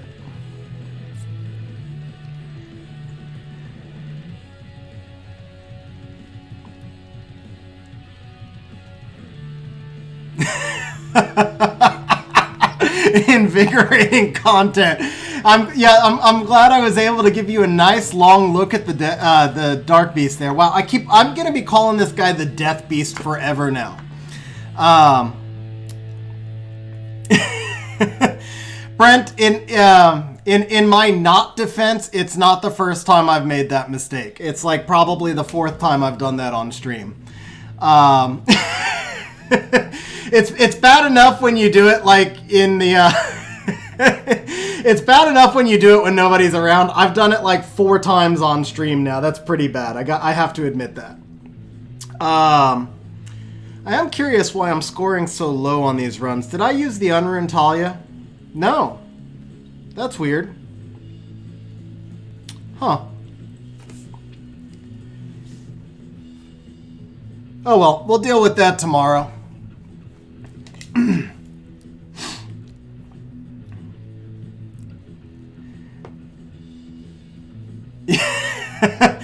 Yeah, but at least I didn't lie though, guys. I was back in time.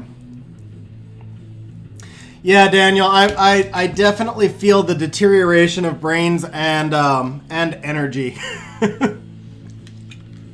By the way, John, I think I saw you ask what I had for dinner. I hate cooking. I absolutely hate cooking. But last night I finally forced myself to cook, so I made some taco beef. Before the stream, I had tacos for dinner. Leftover taco beef.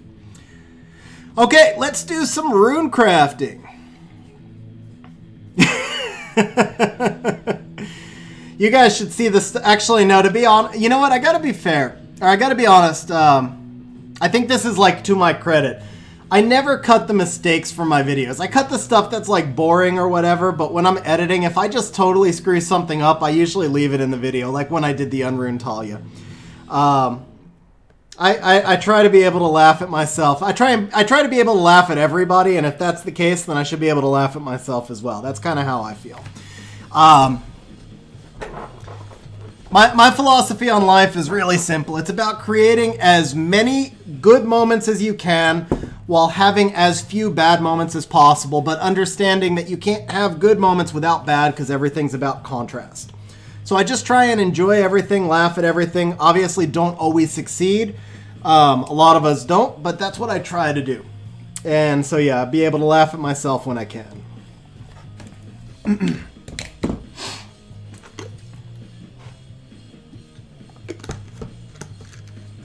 Yeah, everybody loved that Fire Inagami and the Wind Rift one. That one was No, Sim. Man, those tacos were a lot of work. All right. First of all, yes, I hate cooking. So when I say a lot of work, most of you are probably like, but no, legit. I spent like 40 minutes because I didn't just do tacos. I also did I don't know, something else. I did something else. Oh, soup. I made. Oh God. That did not help my case, did it? I warmed up a can of soup on the stove with the taco meat, and that took me 40 minutes, and it came out terrible. But this is why I don't cook. So what can I say? Wow, yeah, there's nothing I can say that's not just gonna make it worse from there, is there?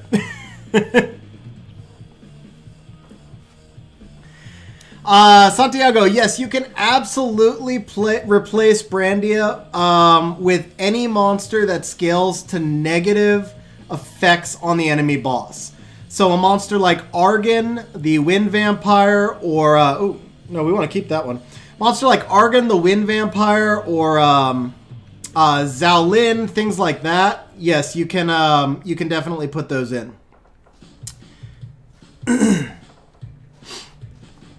Daniel, not only can you drive to Taco Bell and be back in under 40 minutes, but you'll have way better food. Did I just keep that piece of garbage rune? Okay.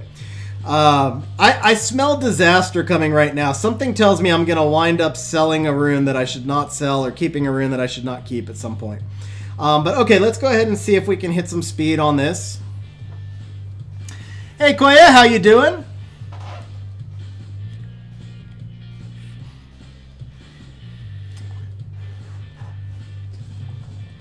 Sky, would you... Oh, we got that love connection going on with John and Sky again, huh?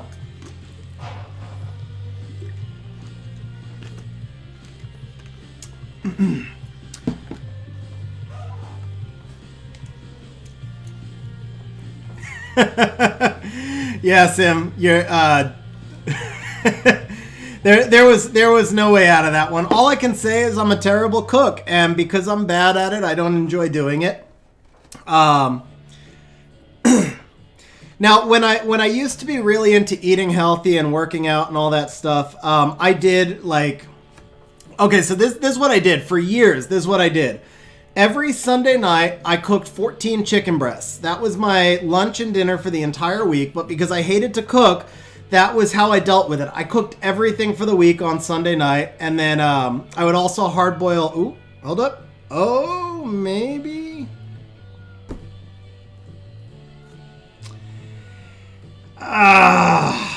There's nothing I can do with this, is there? I don't think I have any other crit rate runes. I'll look and see if it's worth re-apping later. But I think that's getting sold. But yeah, so I cooked 14 chicken breasts Sunday night for my week, and then I also hard-boiled 21 eggs. And that was pretty much what I did throughout the week, was like that, and then just like snack every 2 hours, a lot of vegetables and spinach and protein bars and all that stuff. But because I hated cooking, I did that for years. It got very boring because all I was really ever eating was dry leftover chicken every day. Daniel, that's pretty much the deal.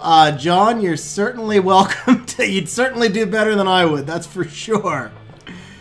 Hey, Voices, what's going on? I appreciate that, man. First of all, thank you very much. I really appreciate that. And how you doing from Texas? Hope you're staying safe over there. I know there's some tough times going on in Texas, so I hope you're doing well. Okay, this one's okay, so you guys are going to man, okay, I'm gonna be honest. I would sell this rune every time if I wasn't on stream, but because I know you're all gonna freak out, we're gonna go ahead and roll it one time. We'll see if we can hit speed, and then we'll sell it. Alright, let's start with this one.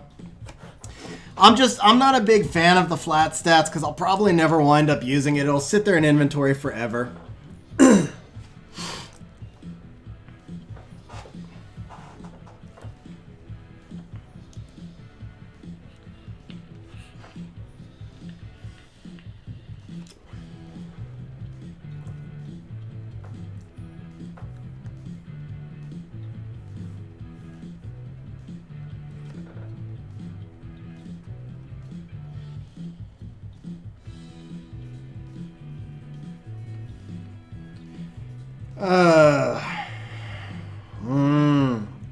I don't know if I want to waste re-apps on that or not. Alright, we'll look at that one later.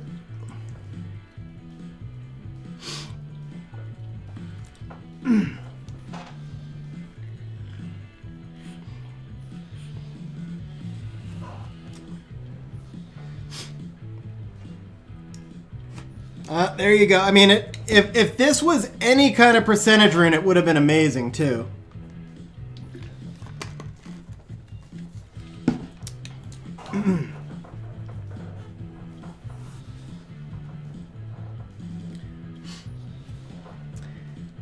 Well, Sim, it can't actually hit 33 speed. The max is 30, but otherwise I'll kind of agree with you. I know you're talking about grinded. I'm just messing with you. Yeah, I just, I mean, it would work as like on an attack bar booster. Actually, I probably shouldn't have gone to +9 though. Because I have too many other runes in the mid-20s. So, I mean, what was the peak there? The peak there was like 26. And so I probably should have just sold it I should have sold it at +3 as soon as it didn't roll speed. But like I said, I normally wouldn't roll those types of runes either way. They're just not...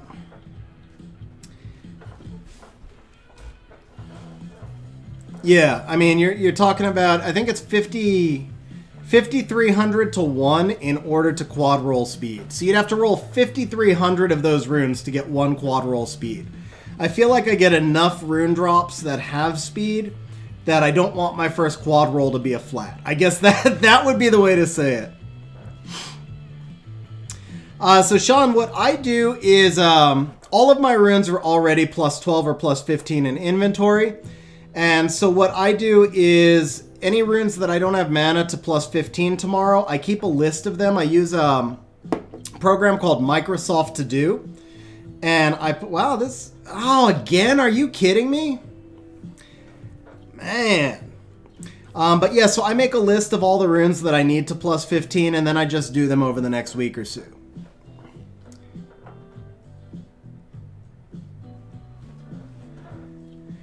Yeah, Brozer, I mean, so I get it. Like, here's the thing. You know, if you quad roll speed, you could put that on a Megan, a Bernard, maybe a Bastet, although I like my Bastet to have stats on her, but you could put that on so many boosters, Kabila, Dova. So, you know, to be fair, there's a lot of monsters that you could put that flat stat rune on if it quad roll speed. So it makes sense to roll them. It's just for me, like I said, you're talking 5,200 to 1 to quad roll the speed, so it just, yeah, exactly, Daniel. But that's all right. You know, it's funny because I was talking to Ace earlier today, and he was saying, like, he gets all his best runes from crafting, and I never get anything really from crafting, but I get really good dungeon drops. Like, you know, sometimes for you guys in the Discord server, you'll see sometimes I'll get a run where I'm like 5 legend runes in an hour or something, and usually a few of them will be useful. Exactly, Sim. Kabila is definitely, hands down, you can't put stats on Kabila. You just put all your flat runes there. Don't do it. Oh, oh, oh! Oh, oh, oh.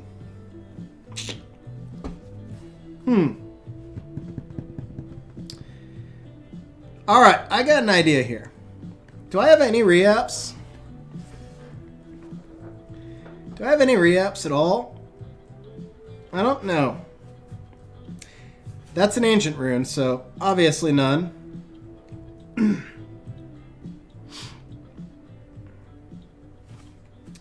I have no re-apps. What do you guys think? Do you guys want me to buy a re-app pack and do this one on stream? Yeah, all right. I'm gonna buy a re-app pack and do that one on stream.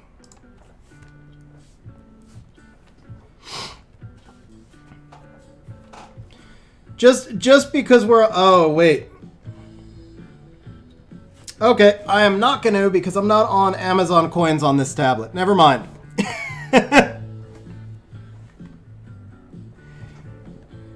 All right, well, it would have been fun to do it on stream, but I'm not on. I need to be on a different device in order to make a purchase with Amazon coins, so we are not going to buy a re-app pack.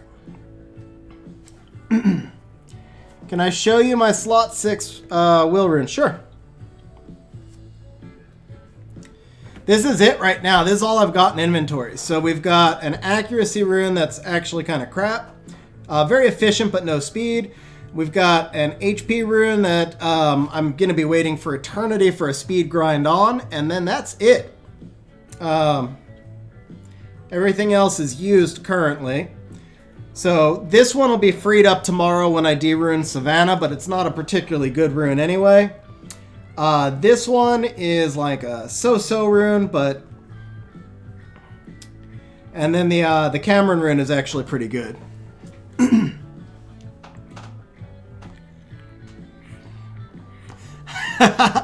Oh, Brozer, I missed your original comment, but yeah, there you go.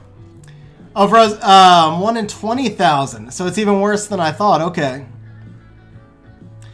And, yeah, see, I don't even get good re-app targets from crafting, to be honest, King.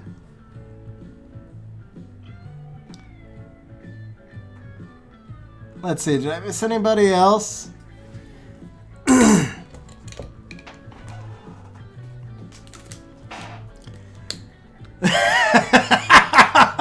The one named after my ex is Zero Speed, which is kind of ironic because she was not on Zero Speed. Carlos, as far as I know, you cannot use Amazon coins in Latin America.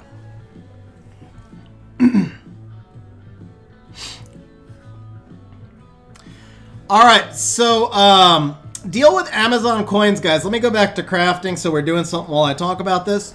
Here's the deal with Amazon coins. If you go to hey Hey Alejandro, thanks for stopping by the stream. Yeah, definitely understand. It's tough for me to do EU-friendly streams on weekdays, but I am going to stream tomorrow, and I'll be streaming much earlier tomorrow as well. Okay, so deal with Amazon coins.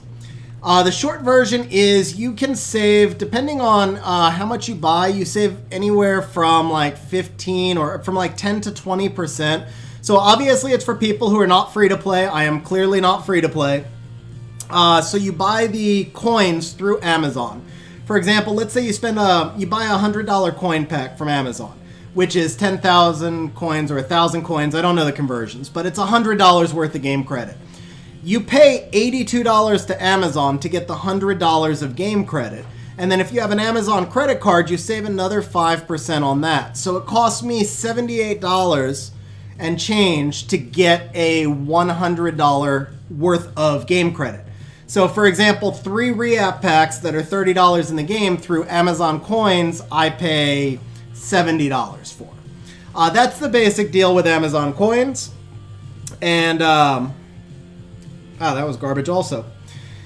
So I know that it works in more countries than the US, but the only country I specifically know that it works in is the US. And then I'm not sure which other countries it works in. If you're in the US and you're not free to play, you absolutely should be doing Amazon coins though. Saving anywhere from 22 to 25% on all your purchases. There's no gimmicks, there's no hidden, I'm not getting paid by Amazon to tell you about this. It just makes it cheaper for us to play. That's really all it is.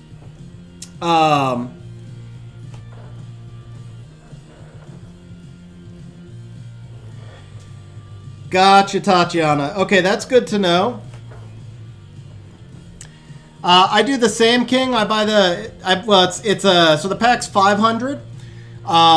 Basically you pay, it costs $380 for 500 in credit. That's your maximum savings. With the Amazon credit card, it's 25% saved. And then the coins just sit there and you spend them throughout. Sim, I have that effect on people when they see this beautiful face on stream. They just can't resist each other. I was gonna go so much worse than that. I'm gonna leave it there though. I was gonna get so much more graphic than that, but okay, I'll leave it there. Sean, so Amazon coins will work on Amazon devices. Obviously, you can buy an Amazon tablet for $30. That's the easiest way to go. You can also install the Amazon App Store through any emulator like BlueStacks or Nox, or you can put it on any Android phone. I do not know if it works on an iPhone, unfortunately, but I know you can do it through an emulator on your computer one way or another. Okay, we can't do Swift runes, huh? And we can't... Oh, we can do some violent. Okay, we can do some violent.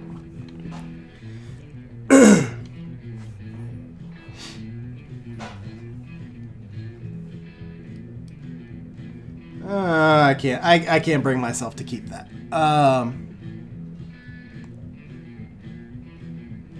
Morning, Lucas. How you doing? I knew I missed somebody up there. What's going on, Lucas? Yuji, I believe you get slightly more Legend 6-star runes while you're crafting. I know you get more Legend 6-star runes if you're crafting ancient runes.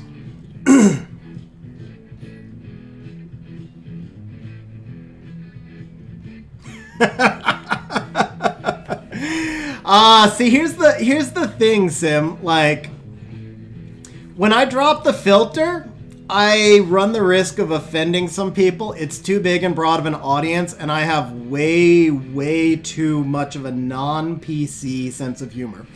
And I genuinely just, it's not about like the foul language. It's about not wanting to say something that would accidentally offend somebody. Because I like to laugh at everything. I don't take most things seriously, and sometimes if there's something that somebody else does take seriously, you say the wrong thing. So I try and be careful about that. I'm doing very well, Lucas. I'm doing very well. Good. It's been a while since a stream, so it's fun to be doing a stream. I had fallen so far behind on videos this week. I was really trying to catch up on videos.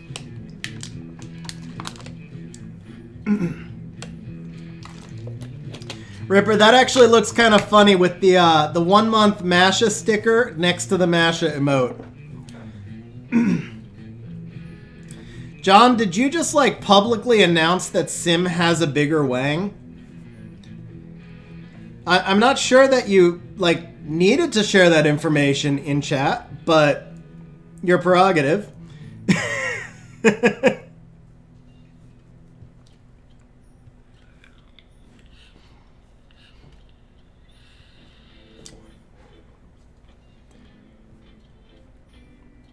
All right, this was not the most successful crafting session, but the one thing I will say is at least I didn't make this a video, because I had thought about making this a video and it would have been the worst video I think ever. So let's see if we can like double roll speed here. Lucas, for the most part, I was laughing my ass off. Ace did an amazing job. I couldn't really do what Ace did. I'm not that aggressive. I don't take stuff serious, and I'm pretty sarcastic, but I'm just not that, like, I don't know, direct or harsh. We might hang on to that one for a minute. Where am I at with slot 6 violent? So I was laughing so loud my dogs were afraid. Honestly, they were like bolting out of the room. Is that my slowest slot 6? No. Yeah, basically, huh? Okay, I guess that's trash then. The only thing I will say, like the one thing that kind of scared me is after that, because of like the hard cap on crit damage, there was some conversations about crit damage, and I thought there were a few people who might have taken the roast to be serious in some ways, which kind of worried me because I didn't want them to take it as like knowledge that they should do certain things with certain runes. Like, I was worried some people might have, I don't know exactly how to say it. Like, okay, like for me, I have very low crit damage because I don't view crit damage as a valuable stat on support monsters, so I value it less on runes. And then there were a lot of people who I felt like they were going to go gung-ho because of the roast, and they were like, well, I should put crit damage on everything. And crit damage should be put in certain places, but not every place. So I was just kind of worried that people would get confused by that. But other than that, I was legit. I was laughing so hard my dogs were scared and running out of the room. I thought Ace did a killer job on that.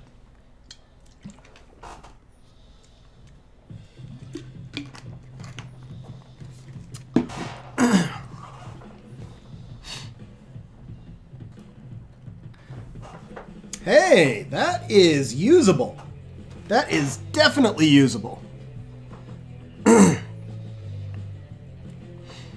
Hey, Andrew. I just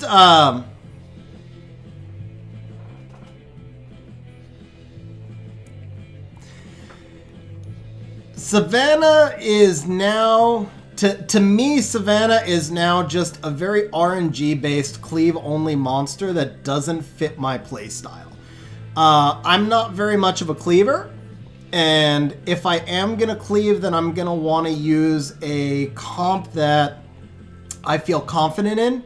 And Savannah goes through so many accuracy checks, doesn't do all that much damage her first time through, so I just don't feel like Savannah is a usable monster for me personally. I know there are a lot of people who still think she's fine, and for a lot of people she might still be okay, but she just doesn't have any value for me. Especially when you throw in like the nerf on the dismount to go with it, because if she fails those accuracy checks, then she's just, yeah. It just doesn't work for me as a monster.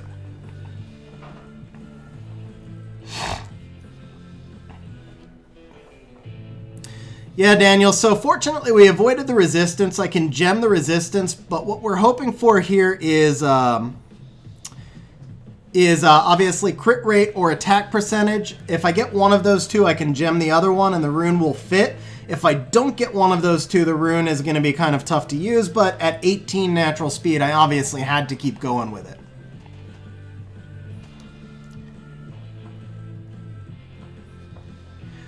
Christian, I built the Fire Horse actually just to clear room and storage, to be honest. It's not ruined yet, and I'm not sure where I'm going to put it. Okay, so I know I do have this. Definitely not worthy of that. Now, do I do crit rate or attack percent? This is tough. Hey, Sim, thanks again for stopping in on the break. Drive safe, bro. Seriously, have a great trip. And once again, thank you. Happy birthday in advance again, bro, too. Well, I'm sure I'll see you tomorrow. So I know you said it's Monday. We got time.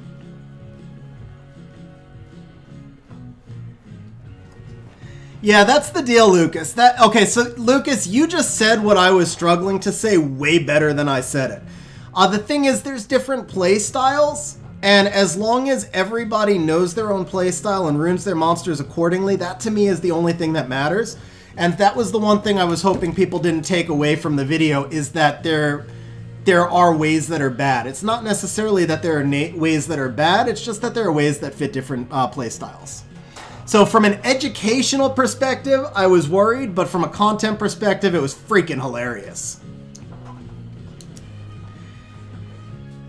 Well, crit rate makes more sense to support the crit damage, but I can get big crit rate chunks off other runes, and the crit rate's not grindable. So if I go crit rate, the efficiency on this rune is just going to be absurdly low. It's going to be a hard rune to use.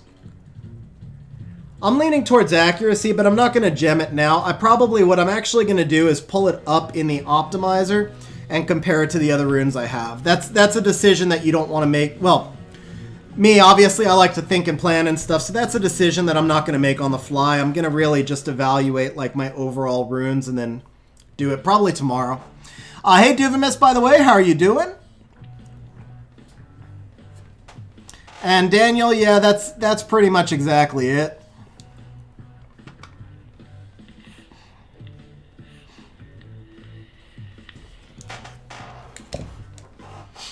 I will show you guys this. I just re-upped this rune.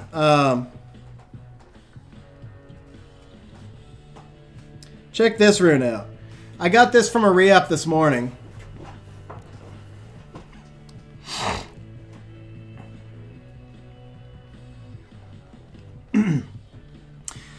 Daniel, it's totally fine to use a slot 4 crit rate rune, especially in early game.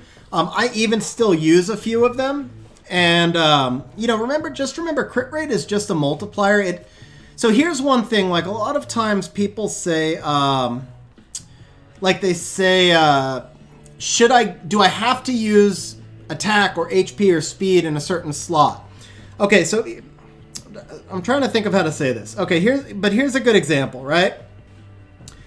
So let's say you've got this Ajir right here. And let's say I wanted my Ajir to be, yeah, well, no, I know you were trolling, but it kind of went to a good point. So like let's say I wanted to have my Ajir in attack crit damage attack, but I've got this particular slot 2 rune, so I could put him in speed crit damage attack. Basically what matters is the target stats and not what the specific main stats are. Hey, I do use a few crit rates. Let's see. Well, the Gildong is just World Boss. The Clara is just for speed. Vertihile is, there you go. So I use a crit rate rune on Vertihile. I use one on Diana. That's BJR5. There you go. I use one on Galleon. And then this is obviously just for being a fight rune. So maybe I use less crit rate runes than I thought. I guess I used less crit rate runes than I thought.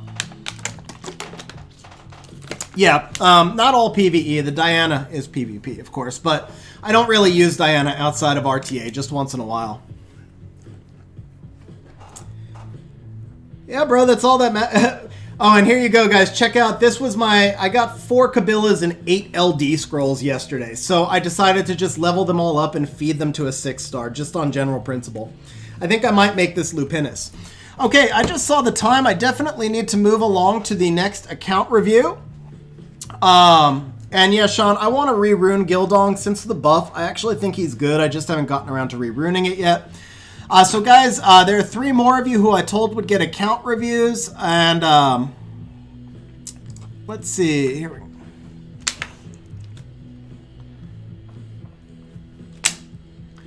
Okay, so Jelleray will be back in a bit.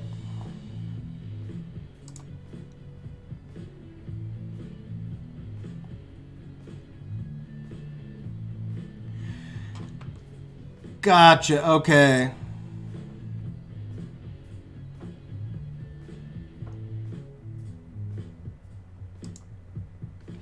Hey, Payne, I just saw your message on Discord. So when I say Annabelle does the same thing as Mantora, Mantora's skill 2 is slow, Mantora's skill 3 is defense break, Annabelle's skill 3 is both defense break and slow. So the only thing Mantora obviously has a skill 1 strip that Annabelle does not have, and that can be really useful in the Guillemot or the Arena levels. But other than the skill 1 strip, the only thing Mantora does is like 1 extra continuous damage. Whereas Annabelle's going to give you that AoE heal and cleanse plus a little more turn cycling.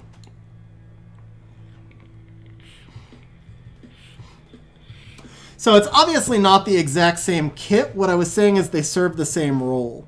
Okay, Daniel, which server are you on?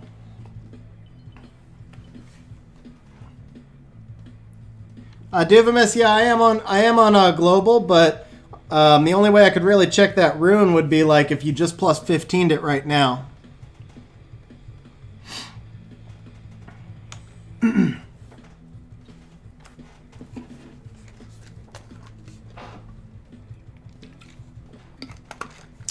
Oh yeah, bro. No. What I was saying is they serve. So the main thing. You know, the dot from Mantora is really nice, but for the most part, you're multiplying dots so fast with the water homunculus that the Mantora dot is not going to be game-changing, right? The homunculus is giving you the majority of the damage over time. What the Mantora is doing is he's setting up your defense break, and then he's giving that AoE slow. So if Annabelle can do both of those in one skill, and then she can turn cycle herself back to that skill faster plus give sustain. I know they're not the same kit, but when I tested Annabelle, I went through my runs faster. Like, I used Mantora religiously for a long time just because I think Mantora has one of the coolest animations in the game. I love Mantora. So I was like really stubbornly using Mantora for ages. And so recently I finally broke down and I switched in Annabelle, and it definitely was much faster. I mean, not like, you know, hours faster or anything, but it was noticeably faster. And more stable because of the healing. Okay, so Divamus, if you want, after the stream, grab me in Discord, show me a picture of it, and I'll let you know what I think. And, okay, Daniel, you said EU. I'm sorry, I missed that. So let me switch back over to EU.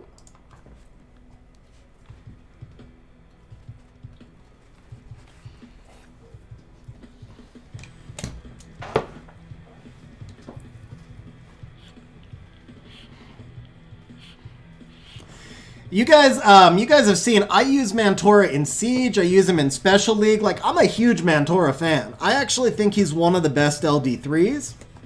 But if I'm giving advice to people, that was a tough one for me. I got to admit, that was a tough one for me. Because, like, my Mantora fanboy inside wanted to be like, take Mantora, he's the best. But if you're giving honest advice for how much he's going to benefit you in terms of game progression, you know, there's other monsters that do what he does, basically. Not that many, and not all of them that do it as well. But the deal is, like, there's a difference between a monster that does something not as well and a monster that does something unique. So, like, the whole thing about Thrain versus Hemos. Thrain's skill 3 is better, but they both serve the same role of adding 2 dots without attacking anybody. So Thrain is not unique. Compare that to a Joltan, who's absolutely unique. There's no other monster in the game that can do what Joltan does, while there are other monsters that can do what Thrain does.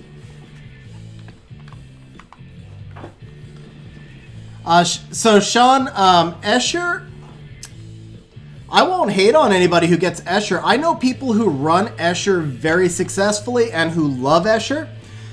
So I'm never going to say he's like a bad monster, but the one thing I will say is I feel like Escher is a monster having an identity crisis. He does a bunch of different things great, but they don't synergize well. So if you rune him super fast to be an attack bar booster, then you don't have enough damage to kill anything. If you put him in rage and try and kill something, then he's not a fast attack bar booster. Like, you know, it's just a kit that doesn't fit together well. It's got all sorts of great stuff in the kit, but it doesn't synergize. That's my only thing with Escher. Again, he's a really strong monster. I know a lot of people who do well with him, so if you take him, you're not going to probably be disappointed, but I've just never really used him.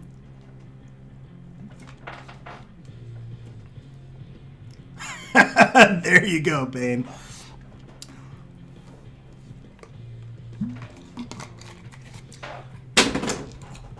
Yeah, I built Escher ages ago. I've ruined him like 3 times and unruined him 3 times. I 2A'd him. It goes back to that thing of not doing anything unique. I don't feel like he does anything that I can't get from another monster.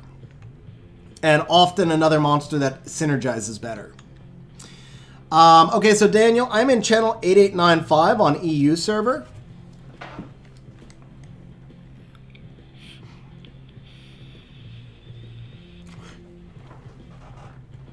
Hey Etienne, how you doing?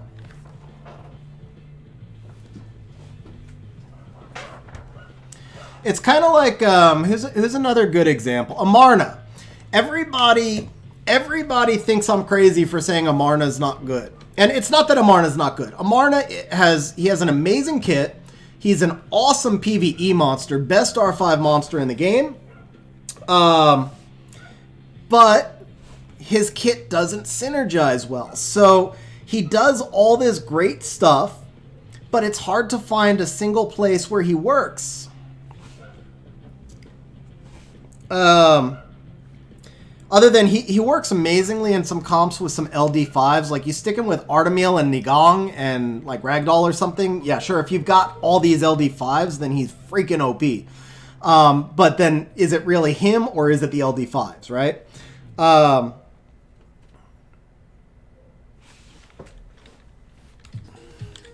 Hey, nice, Daniel. Nice. Always good when you have a successful FRR.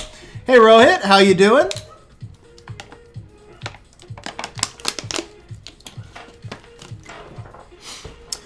All right, so Krogzen, this is just so you guys know, because this is a great time to plug Discord again, right?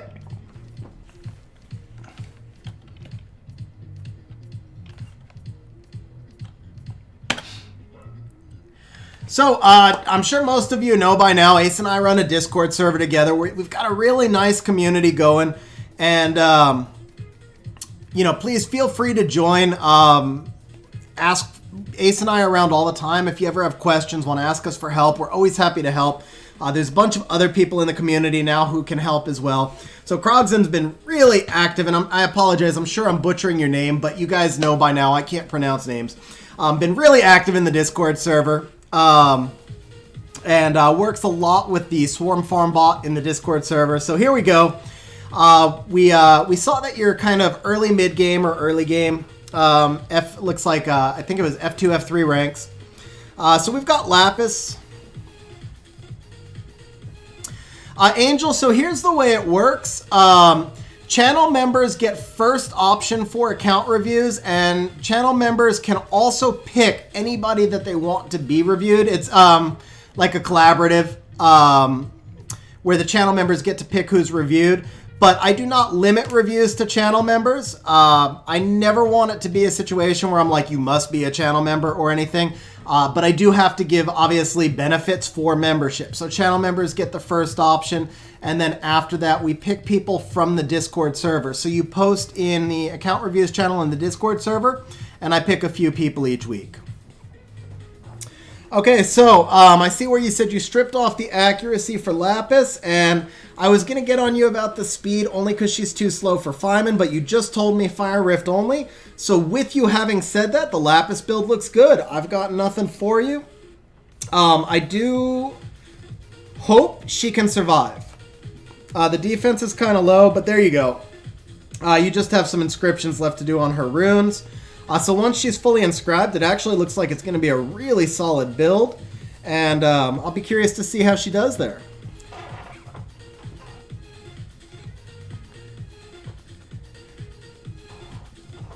Okay, yeah. So, yeah, she will get outsped. You need 143 or 144. I can't remember which one. I think it's 143 speed in Feynman after speed tower, so that's combat speed. I don't know your speed tower, but she's at 111 right now, so even with a max speed tower, she's like 17 speed too slow. Okay, so Konamiya, here we go. We're at 110. Now, I haven't seen your overall rune set yet, so I don't know how fast you are. He feels a little bit slow for an attack booster, but I know you're earlier on in the game. I don't know why you've got him in Violent, though. He really does not need to be in Violent. He needs to be in Swift and should be in a faster build. Kind of confused on that one, so I'm just going to move on from there. Sigmarus, really solid. There you go, R5, okay.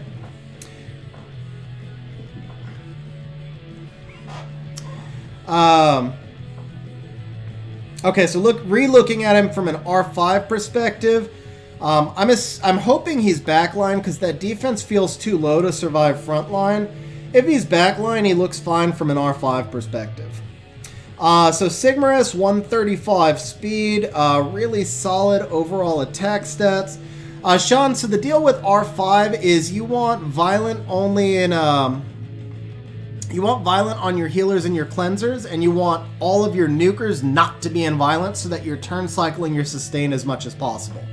So I'm good with the Violent Konamiya, right at 200, backline as Daniel just confirmed. Diaz best at frontline. Okay, yeah, so to me, the Konamiya is good then. I got nothing for you to change there. Okay, Sigmarus also looks really solid. I'm sure you know you don't need that resistance, but a lot of times it's hard to avoid. Although I'm wondering now if maybe you're using Sig in R5 as a nuker as well. We haven't seen the other monsters. But overall, really solid build. No, he's too squishy. You couldn't be using him in R5. So yeah, the resistance you don't need. We're in Swift Blade. And it's just a lot of times it's hard to get runes, especially earlier in the game. It's hard to get runes and dodge the resistance, so I'm not going to hate on that. The overall build is really solid, though. I don't see anything you need to change. Okay, plus 171 Bastet is actually really nice at your stage of the game. Swift Broken is totally fine. Now, the one thing I will say here is I hate seeing a 23 speed Violent HP rune used in a Broken set. If you have anything else, that you can put on there that's the same speed, conserve your Violent runes. Don't put them in Broken sets. But obviously Bastet's your most important monster. If that's your only choice for now, that's fine. Just change it later. Overall stats on Bastet are awesome. For your stage of game, your Bastet is way better than mine was at that time. So yeah, I got nothing for you on the Bastet. Okay, Vertihile. This looks like a PvP Vertihile to me. If it is PvP, I'm kind of confused where you're going on this one. Or maybe it's a TOA. Maybe it's like a TOA and Labyrinth Vertihile. Look at the Destroy rune. Let's see. Oh, that's a sweet rune right there. And you can still gem some HP onto it, too. Gem off that crit damage, because we all know I'm allergic to crit damage. But also just for your overall Bastet. Gem that crit damage to HP. That is a ridiculous rune. Okay, so the Vertihile, like I said, I'm a little confused here. I don't know if this is like for Labyrinth or exactly what. He's a little too squishy to be using in PvP, I feel like, and he's too fast to be using in PvE.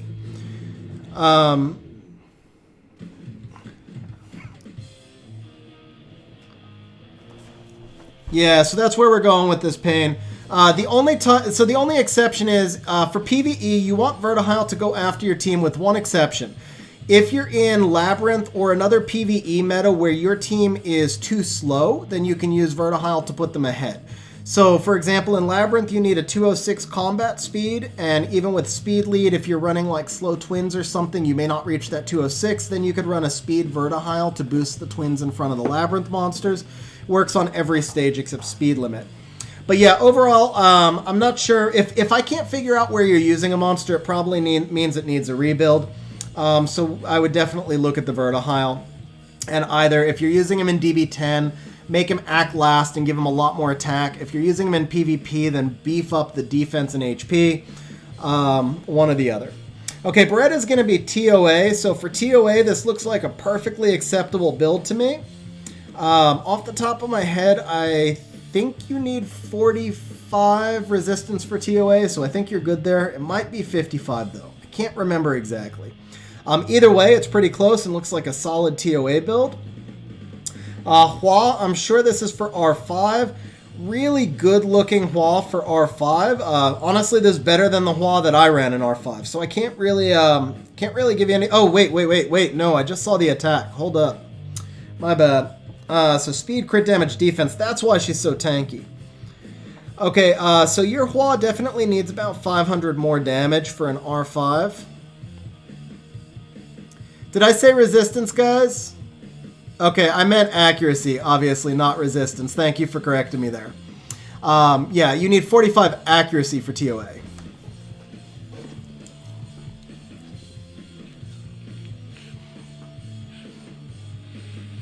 Yeah, I definitely meant to say accuracy, guys. That's my bad. Okay, so for this Hua, she's just not going to hit hard enough. You've got 155 crit damage, but you're multiplying like a very low level of attack. So I would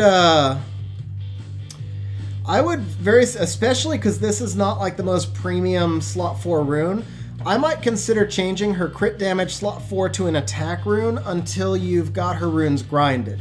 Because you're obviously using the defense rune to keep her alive, but then you're not killing the boss fast enough. And so crit damage multiplying attack that's not there, I think you'll wind up doing more damage if you switch her over to a slot 4 attack rune. And then once all of her runes are grinded and you've got more attack through subs, then you could go back to the crit damage rune. That would be my recommendation. Okay, the Ralk, this is clearly for PvE, so since I'm assuming PvE, you're going to want to get an extra 3% crit rate and an extra like maybe 7 to 12% accuracy. More accuracy is definitely better. For the dungeons, you're going to need like over 40 accuracy. Obviously, he's not your primary defense breaker, and because he does need offensive stats, I usually run him lower than what you need, but definitely not so low as 8. He does need a little bit more. And then shoot for the 85 crit rate, and the rest of his build is good. Yeah, Brozar, Giants you need 85 accuracy. Anything over 85 is dead because you can't bring the monster below 15 resistance. By the way, I'm not sure who asked me about 100 accuracy versus 85 earlier. I know I forgot to answer that. Just so you guys know, I actually did a lot of testing on Cichlid, the Wind Mermaid, yesterday. And I was actually testing resistance, but as a side effect, I was testing resistance leads. But as a side effect of that, I was able to test 100 accuracy versus 85 accuracy. I did a lot of tests. I did enough tests to make the resistance lead testing statistically significant for the math people out there. I did not necessarily do enough tests to make the 85 versus 100% accuracy statistically significant, but I did enough to convince myself that 85 is all you need. That test, I did record it all. It's probably going to work its way into a video sometime in the next couple of weeks. I didn't narrate it, so I'm just going to record it and play it back and fast forward and talk over it. But what I did was basically just run a max accuracy Cichlid against a max resistance John, and then shuffle up with different kinds of resistance leads and accuracy leads and different runes and stuff like that. Vrozar, no, you don't need that much defense for backline. I think he was doing it for effective HP. You do need about 80 or 90,000 effective HP to run a safe Hua and R5. So I think he probably just couldn't get enough defense through subs. Ideally, once everything's grinded, you swap the slot 6 out for an attack rune, and then the slot 4 back to a crit damage rune. For the Ralk, Daniel, if you can't find that extra 3 crit rate, it's not the end of the world on the Ralk whatsoever. I would look for the accuracy. That, to me, would be more important than the extra 3 crit rate.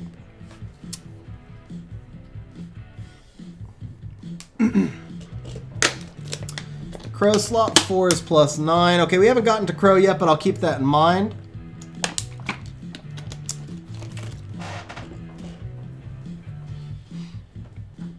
Bro, Duvamus, that is a tough one. Let's talk in Discord again, because My inclination would be to say Triana, but it really is going to matter on your stage of game and your needs. So let's talk in Discord before you pick. Okay, Belager, let's see. Newly runed, yeah, so nothing is inscribed here. So we can add 25% attack there. We can add 41% attack. So we can add basically what, about 500. We can add about 550 attacks. So you're looking plus 1600, which is pretty solid.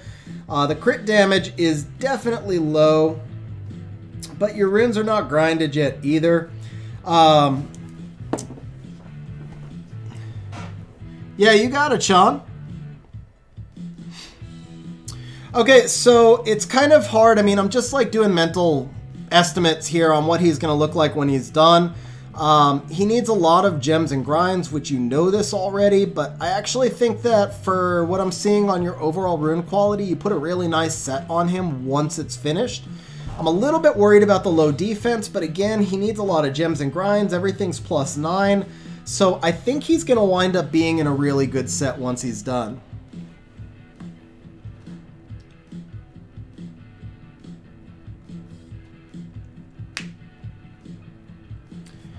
Yeah, guys, global server FRR starts in 3 hours and 43 minutes. Okay, Bernard, plus 161, solid, tanky. A little bit of extra accuracy for the defense break would be nice, but honestly, it's certainly not essential.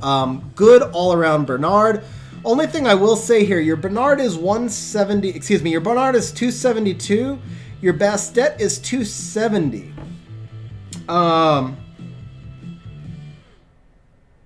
Yeah, that's kind of just how it shakes out. My Bernard and Bastet were about the same speed as well, actually. Yeah, solid overall Bernard. I got nothing for you there.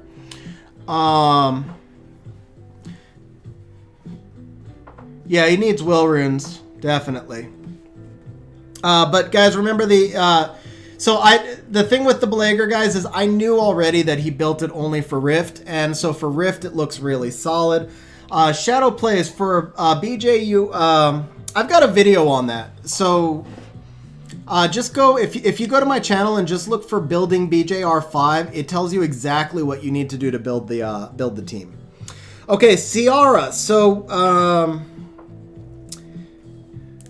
you've gone for kind of a hybrid Ciara, and you've got like a decent chunk of crit rate. The accuracy I'm good with. The crit damage through subs you don't need on Ciara. It certainly doesn't hurt, and you probably couldn't get away from it.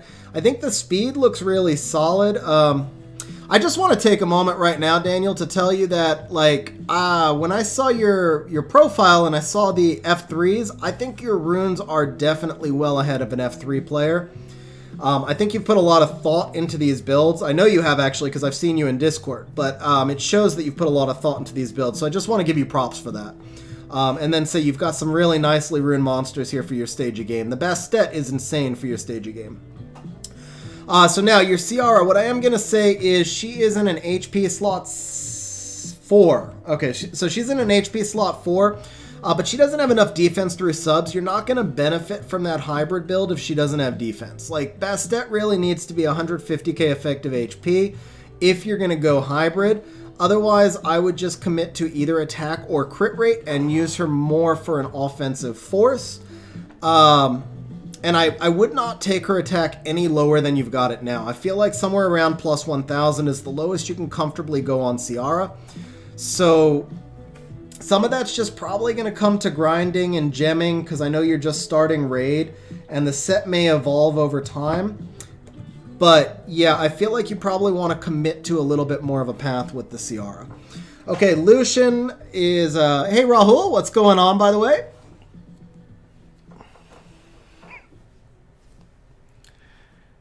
Okay, it looks like I missed a bunch of chat. Let me get caught back up. Let's see here.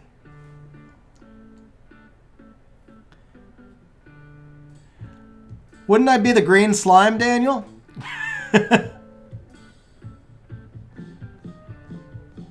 Okay, my violent runes are weak. I have pretty much not farmed dragon. Gotcha. Yeah, I understand that, Daniel. Oh, you want to take a look at the slot 1? Let's see. Yeah, that slot 1 looks pretty good.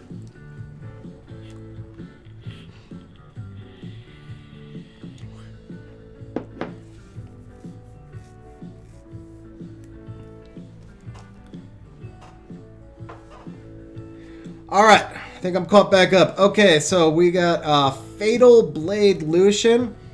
1600, 170 crit damage. Overall looks like a solid Fat Lucian.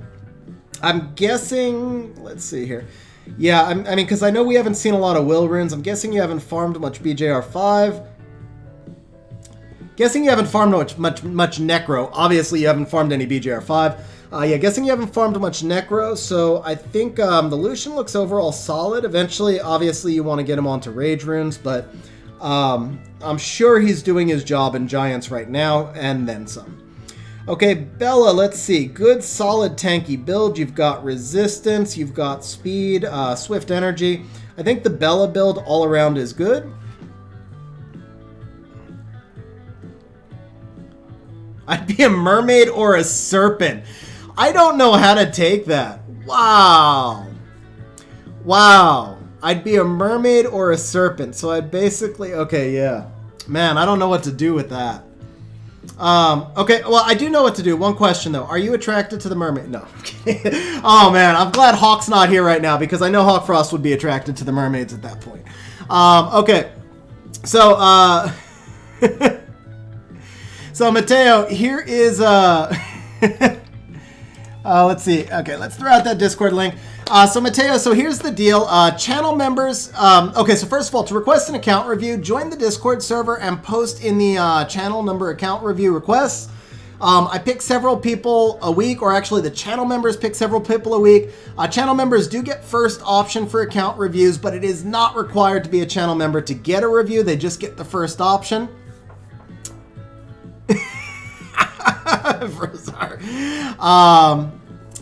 So yeah, that's the deal, Mateo. Just post in the account review. If you really want one, just post why you want one, because there are more than I will unfortunately ever be able to get through.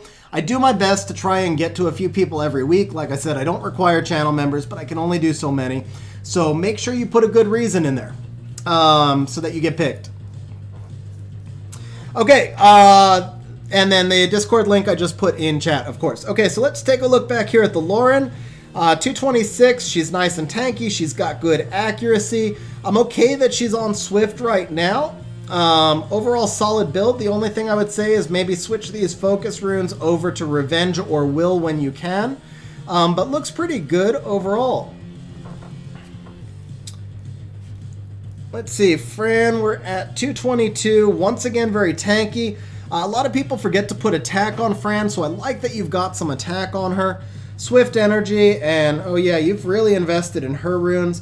Once you get some defense grinded in the subs, I think the defense will come around. Like this slot 3, you gem defense for HP. That's an extra 16% defense right there.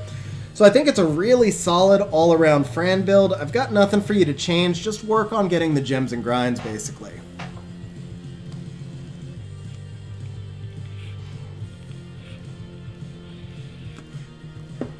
Hey Count, what's going on? Unfortunately, I've decided not to go down that path. It's just, it's more work and more time than I'm able to do. And I mean, for me, because I'm really OCD, I spend so much time on that type of stuff. Like I'm going to do an FRR tomorrow. I'm going to do an FRR stream tomorrow, so you guys will see some of what I do.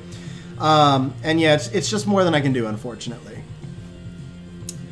Okay, Jean, 218, defense is kind of low, accuracy and resistance are good, Swift Blade. So obviously, Jean, you're eventually going to want to get her onto Violent, especially if you're using her on defense.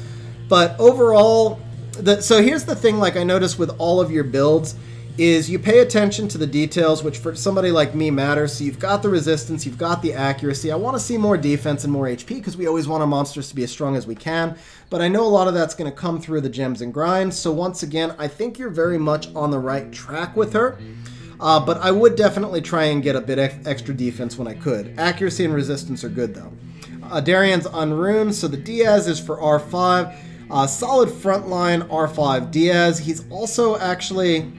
So the only thing is, I was going to say he'd actually be usable in Siege for you. He's too slow to use in Siege, so if you could eventually boost his speed, then he's a surprisingly good Siege monster that people don't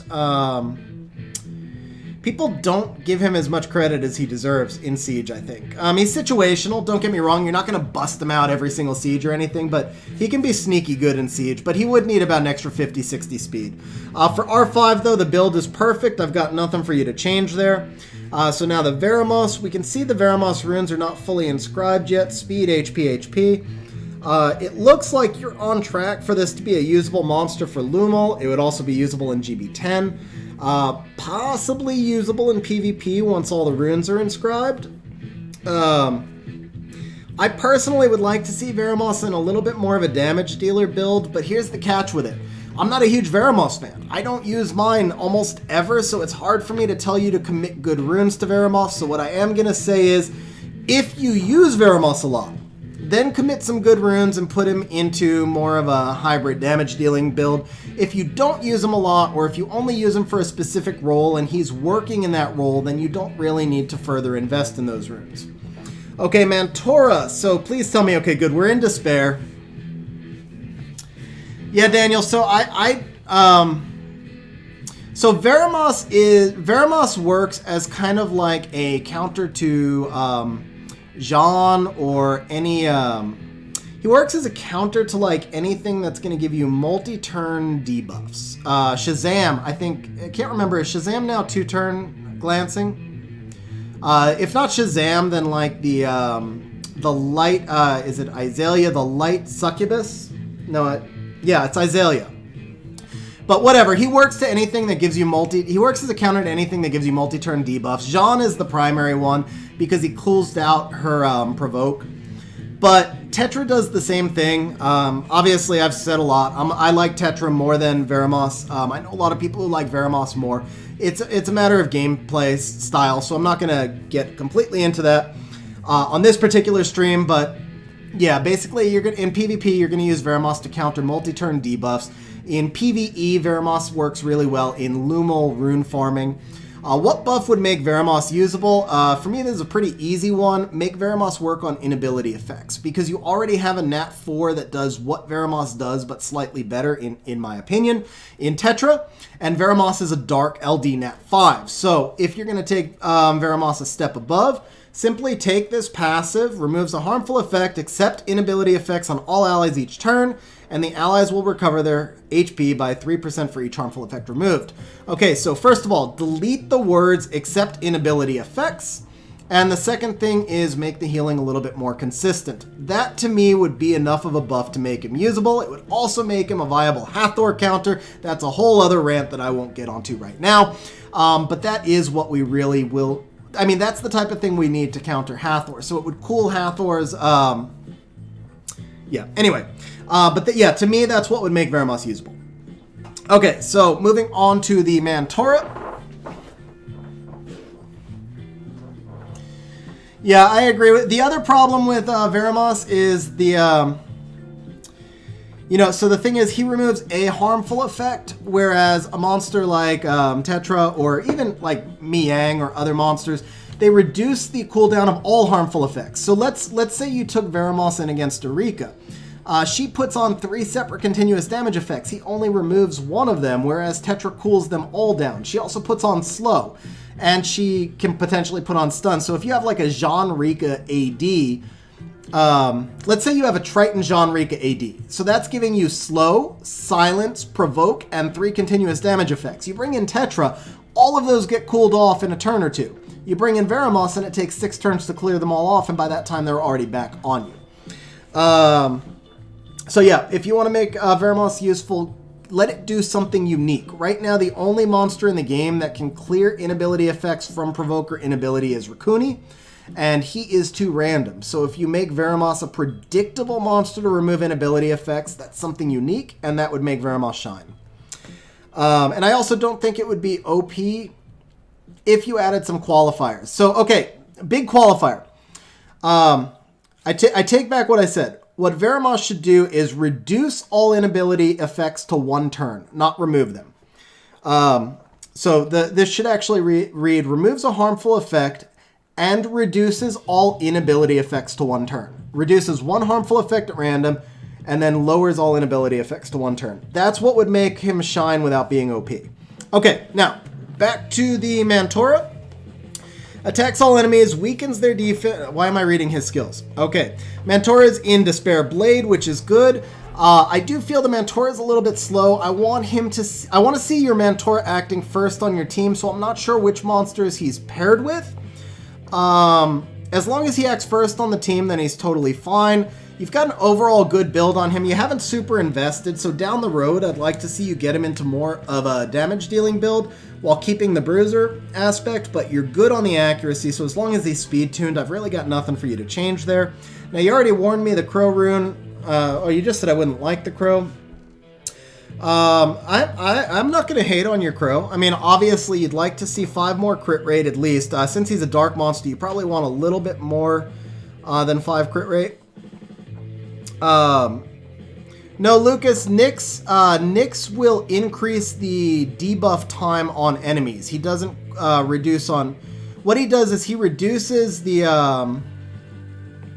Okay, so Nyx reduces the odds of debuffs being landed on himself and allies, and then he extends the time of debuffs on enemies. So it's actually a little bit different than Nyx, what I just said for Veramos. Okay, so you said Mantora does his job. Sean, I agree. You could buff the heal too. Vrozar, I disagree because, you know, my whole thing about not loving RNG. So built-in violent procs is just more RNG. I'd rather see, just for me, I'm never going to advocate for more RNG added into the game. I get where you're coming from on the built-in violent proc, but I'd rather see something consistently dependable. Let's see. Divamus, that would be unique. It would be fun, but it would be scary RNG. I'm not sure I would ever use him if I could get burned like that. Divamus, anything that destroys Hathor is good with me. I have no problems with it whatsoever. Hathor is the most broken unit in the game. Let's see. Yeah, guys, I'm a little bit under, obviously. Well, any monster that has debuff cooling will make the, will alter the bomb. So yeah, he's gonna reduce, like Pang, he's gonna lower the cooldown time on the bombs to 1 as well.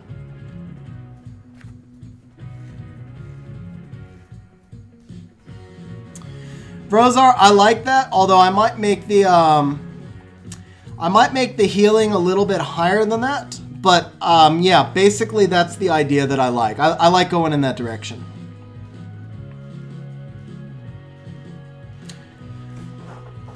Joshua, that's another interesting one. That's a really interesting one. I don't know, 10% might be too much. If he turn cycled infinitely and just cleansed the team, it might be too powerful. But I like the direction you're going in. I just don't know what the...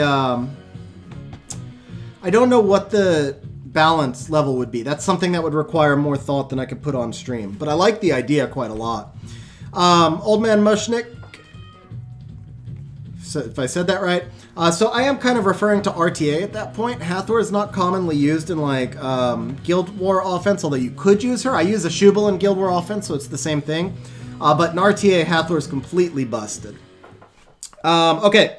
So back to finishing up this account review. So the Crow crit rate 85, excuse me. So you already said, I know you knew that I would tell you a little bit more crit rate on Crow. Other than that, everything else looks good to me. I really don't have anything to change for him. I think your Crow is solid overall.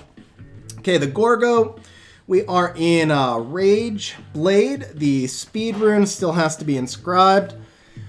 I gotta remember, I haven't built Gorgo, so let's see. Increases crit by 20%.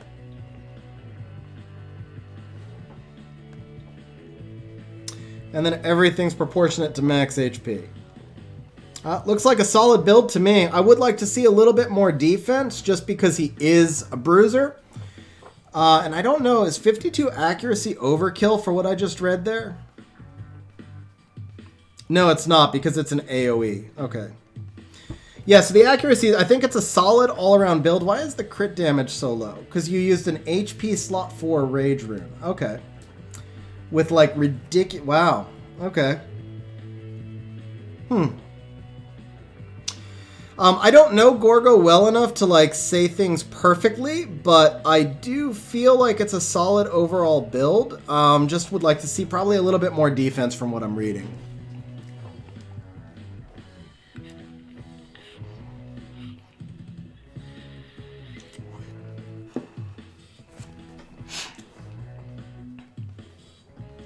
Sean, you're better off with Leo. Hathor's toxic.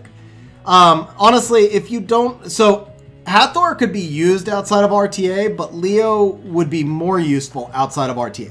And Leo is usable in RTA. Hathor is obviously broken there, but Leo is definitely usable in RTA, and he's better everywhere else in the game. So I don't necessarily think you made a bad pick. Just for capes, if you don't have Lucian on your alt, you should probably take Lucian. The only possible exception is if like you already have Shayna and Talia, I might take Sabrina. Or at least if you already have Talia, I might take Sabrina. If you have Shayna and Sabrina, that's good enough. If you have Talia and Sabrina, that's good enough. So basically, Sabrina's the only twin that I would probably consider over Lucian. And even then it would be 50-50. It would kind of depend on your teams and who you would benefit more from at the time. Like you would have to have a stable GB10 team that's running really fast already not to take Lucian. Or you would have to say that Sabrina was the missing unit in that stable GB10 team not to take Lucian. Yeah, Vrozar, Hathor stole my G1 each of the last 2 seasons, so I'm bitter. Okay, Ergar, this is obviously going to be ruined for the Rifts. We're in Fatal Energy, so I'm sure you know already that I'd like to see Ergar and Violent to turn cycle that AoE buff cooldown, but Mav's going to help with that, and I know you built the Mav for that already. Since you don't farm much dragons, I'm not going to hate on you for that. I think your overall build on him is actually really good. You've got enough sustainability in here. He's obviously a little bit weak to run frontline, but I don't. Let me see how the Mav is looking. Your Mav will hold up just fine on frontline. So I don't know about your speed tuning. I'm not going to check all of those, but I think the Ergar build is good. I don't have anything for you to change on that. Okay, the Megan is plus 142. This feels slow, but we already know you have 2 premium attack bar boosters, so there's nothing that really needs to change here. She is speed tuned to the Bernard, if my mental math is correct. Your Spectra is probably for TOA, but looks like a really solid build. You've got crit rate, crit damage. So you're taking advantage of the fact that he scales to enemy max HP. You've got really good accuracy. I don't see anything that needs to change on the Spectra as long as he's speed tuned properly on your team. We just looked at the Mav. I know he's solid. Take a look at the Colleen. This is going to be if this is an R5 Colleen, then she's way too slow. I'm not sure if you're using Colleen or not.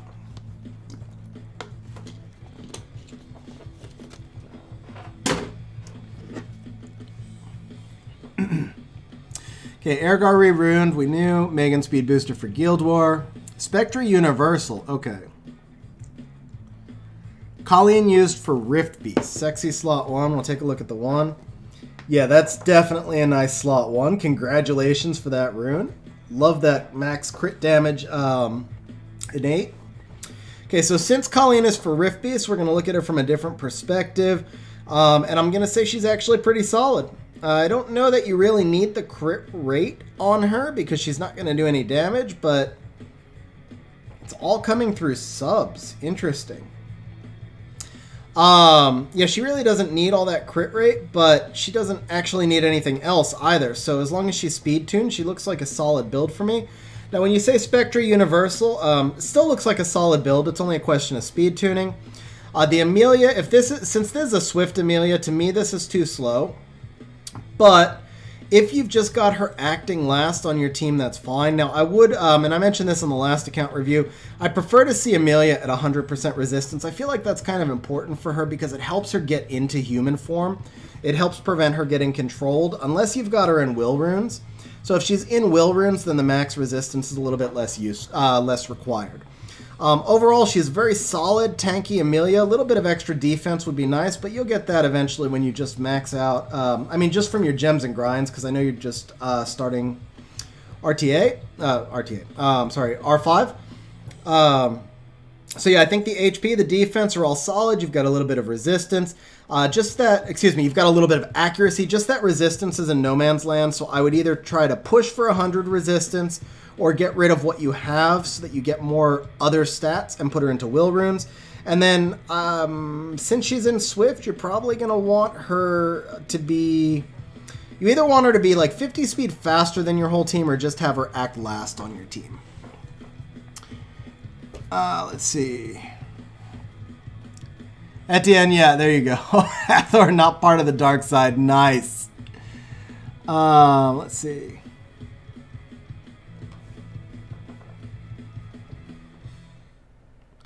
Okay, yeah, that's fair. That's fair. Keep in mind, I can only go based off of what I see. I'm sure the RTA runes are better, for sure. Okay, so Tyron is probably an RTA monster. Yeah, I'm assuming... For RTA, this build looks really solid overall. If you're using him for PvP, then he probably needs to be a little bit tankier.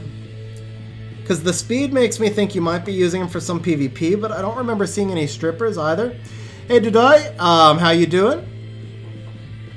Yeah, I didn't see any strippers, so you really can't use Tyron without strippers. Well, I mean, you can, but he's going to be much better with them. So I'm not sure. If this is TOA, then he's got more speed than he needs. If it's PvP, then he just needs to be tankier. Yeah, there you go. So he just does, that's the big thing, is he just doesn't need this much speed. You could switch out this slot 2 for like an attack rune or a defense rune. I mean, if he's surviving, he doesn't need defense. So maybe what I would do is put on... Does he have enough crit rate? Maybe what I would do is like change the slot 4 to crit rate and the slot 2 to attack, so he's putting out more damage. Something like that. Something like that, because that speed is just kind of wasted right now.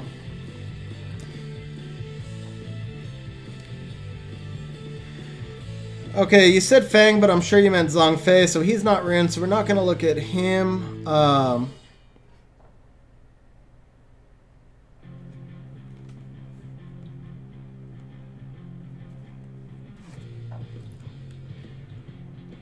So you just wanted to show off the rune. Yeah, that's a really high efficiency rune right there. Anytime you get quad grindable, it's really nice. Let's see, the Julie... Yeah, that's not maxed. Julie is not quite going to qualify for Fat Julie, but you're going in the right direction with her. So she's really just a matter. You got to finish leveling her up and finish grinding all the runes, and then we'll see how she is. Okay, so that is it for the account review here. Okay, guys, let me just take a quick look.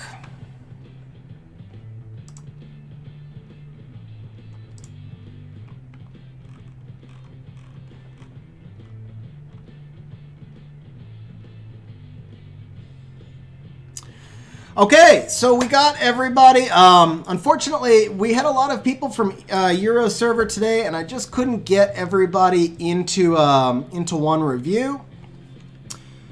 So I think that is gonna be it for today's stream. Let me jump back over to global.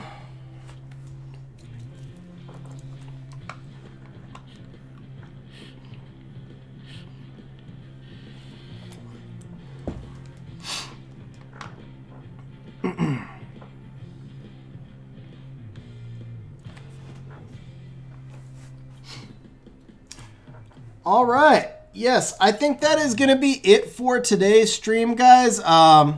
Since we've got another stream coming up tomorrow, I didn't want to keep this one too long. I also have a guild stream in about 15 minutes. Yeah, Daniel, I think Ciara was the one big one. It was just because your Ciara was caught in the middle. Like, just try and find a little bit more of an identity for her. All right, guys. So yeah, we're gonna wrap up. We don't need all that. We're gonna wrap up the stream right there. So can I show you my Gemini? That sounds kind of inappropriate, Carlos, but I'm gonna assume you meant the monster. Yeah. So here you go. Let's see. Yeah, go highest grade. So I just switched Gemini over to... Okay, yeah, you got it, Duvamus. Like I said, I have a guild stream, so it'll be a little bit... You'll hear an answer from me in the next, like, 20, 30 minutes, if not sooner. So I actually switched my Gemini over to Swift literally the day before they nerfed Savannah. I built my first ever legitimate cleave team for Arena. And of course this team is no longer usable because of the Savannah nerf.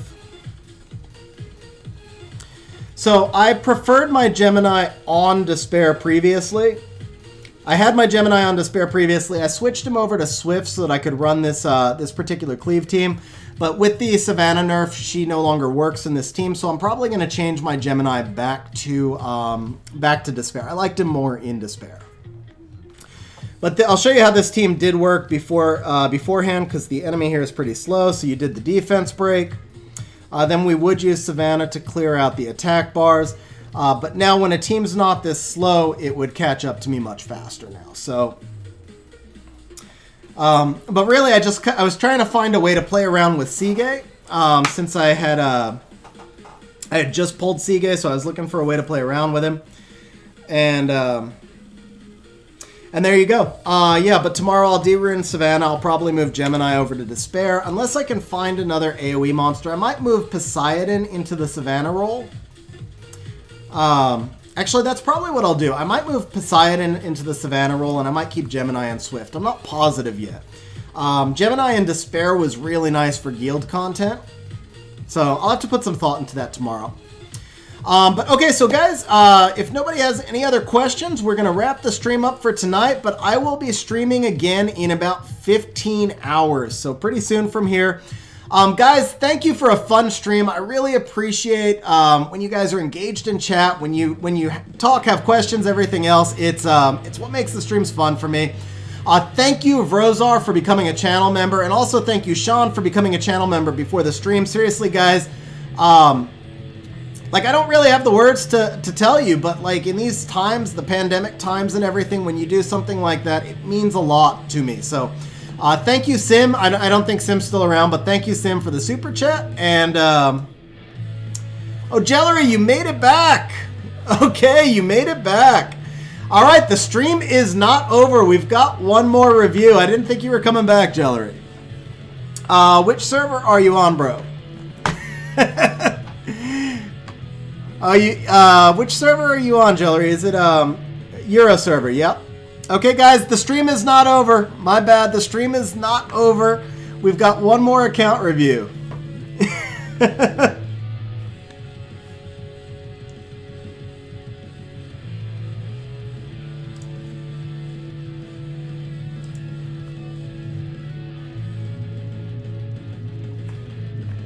You did, sir. Oh, you're on global. Crap, I just changed to EU. I thought you were on EU. Okay, hang on one second.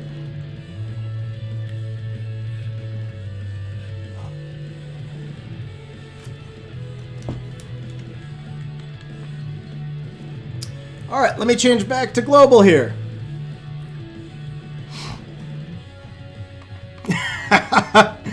Yep, we got one last one.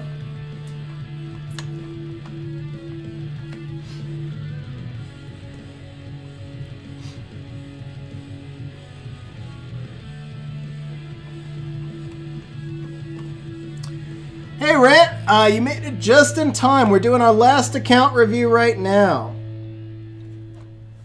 All right, let me turn this back on here.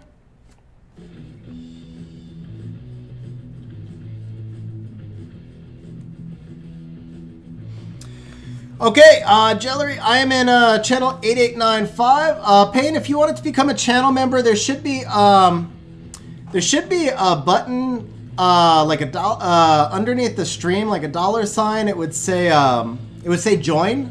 Yeah, you should see the word join. If not, on the home page of my YouTube channel, there's also the word join, and you just click on join, and then it shows you the options. Hey, Reginald, how's it going?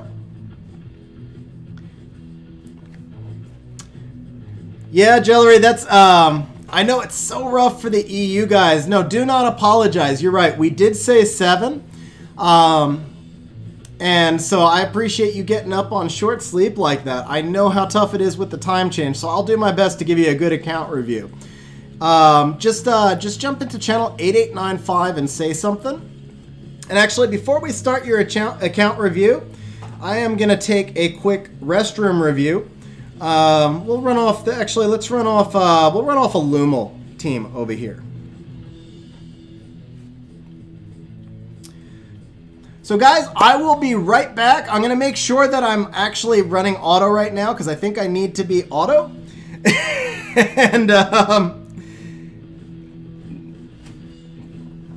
And I will be right back to do Jellery's account review. So Jellery, just remember channel 8895. Just say something in there.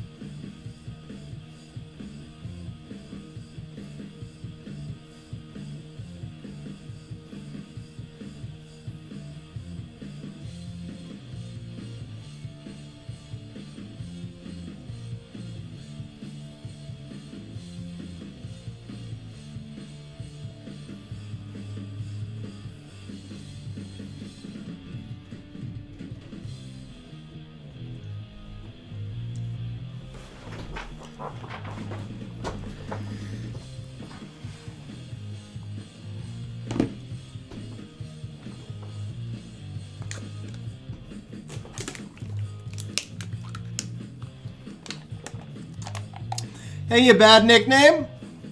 Carlos, yeah, I made sure I hit the play button that time. Good evening, bad nickname.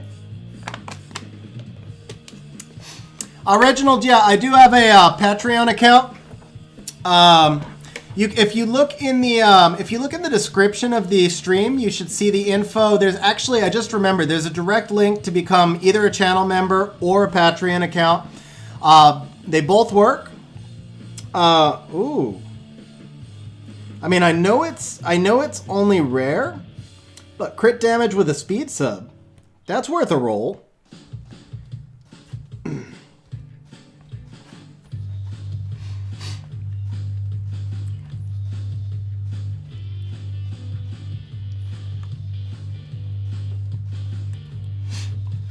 And then,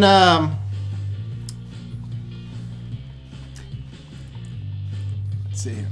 Okay, yeah, so, oh, okay, that's worth going all the way. We're going all the way with this one. I mean, I know it's like kind of a... See, guys, you can see, like, I'll sell a legend rune if it rolls like crap, but I will totally keep a good rune like this, even if it's rare with no innate.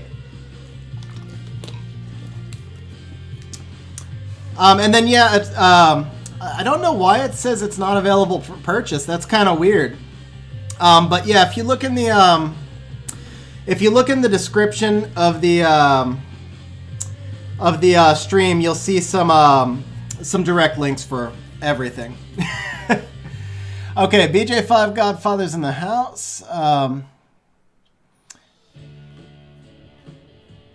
Did I miss anybody? I'm not sure if I missed. Okay, well, the resistance is getting gemmed no matter what. So we need to really cross our fingers here that this next one hits like, I think I want crit rate. I'll live with accuracy. It's not ideal, but I'll live with it. Oh, okay, I got no gems or... Okay, yeah, so that's not getting used for a while. That's going to need some TLC, but that's all right.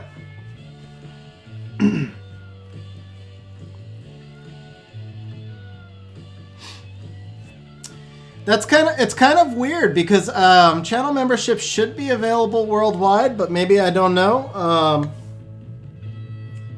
But I definitely appreciate you looking into it. Like, if it's, I guess I don't know enough about it, but I really do appreciate you looking into it.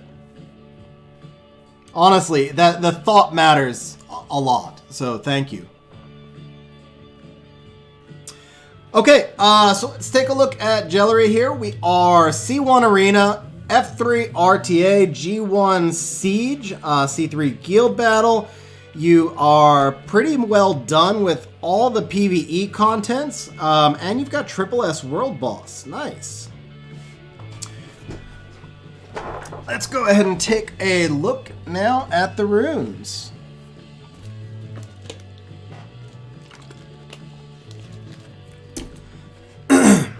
Okay. All right, so slot 6 resistance rune on the Megan. Let me jump ahead. I see a Bernard or a Bastet. That's not you. Okay.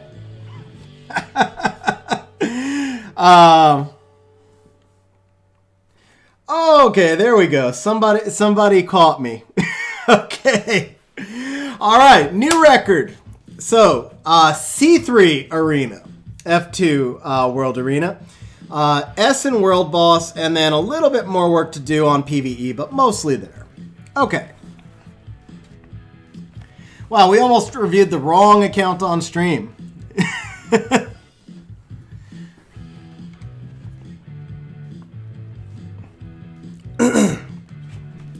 Reginald Juan is kind of interesting. I do think he's worth building, but I don't think he's worth rushing to build. Like, there are so many other things to build, so it depends on your stage of game. He's like, I wouldn't call him a trophy. He's just like a luxury toy, you know, the type of monster you play around with when you're getting deeper into Siege, but not one that I would necessarily build immediately. Hey, Opie, it was a nice try. It was definitely a nice try. And nice triple S in the C3 guild. Triple S World Boss with the C3 guild rank. Okay, so Megan, first monster once again. This one's a little bit faster, 154. Now I want to see if there's like a Bernard or something that it's speed tuned to. Yeah, here's the Bernard. Hey Frozar, thank you for joining the stream. Have a good night. Possibly see you on the stream tomorrow. Gotcha, Opie. Yeah, no, we were just teasing. I figured it was probably accidental. Okay, so Bernard is not the monster we're looking at. Here we go. Okay, so Megan is speed tuned to Bernard. That is good. Obviously, you just want your boosters to be in your fastest sets. We haven't seen the other monsters, but I think Megan looks good to me. A little bit of accuracy is helpful for her. Tyron, we're going to assume in this build it's a TOA monster. So in that case, Violent, huh? I don't know if your Tyron is surviving. I don't know, well, do you have like Varad or other CC, Charlotte? Yeah, I don't know. That's a super squishy Tyron. If he's surviving, then he's awesome. Speed looks about right. Accuracy is too low, actually.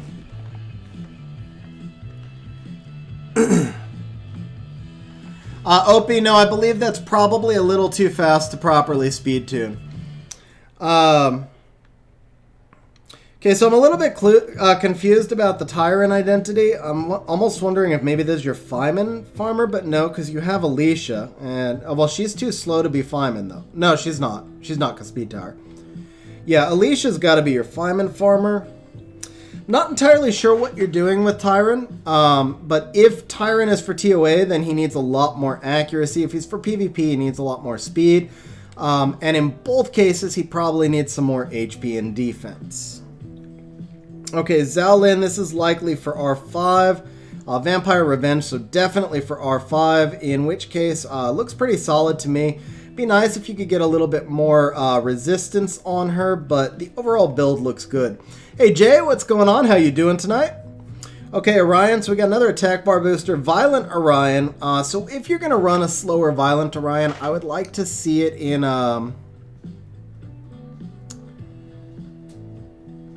Gotcha. So yeah, if you're going to run a Violent Orion, I would like to see him in Will Runes. That's the only thing, but you did a good job. He's got accuracy slot 6, I think, yeah. So the overall build here, I'm good with everything, and I'm fine with the speed. I would just like to see him in Will Runes. Alicia, I'm assuming she's your Fireman Farmer. If that's the case, then she should be at 85 crit rate. Otherwise, everything else looks good. I know the accuracy might be a little bit low on her, but for Fireman, it's totally fine. So yeah, that's the only thing would be the crit rate. Okay, so the Galleon is, let's see, what do we got here? Focus double shield. So is this it's a slot 6 accuracy, not inscribed, already 100% accuracy.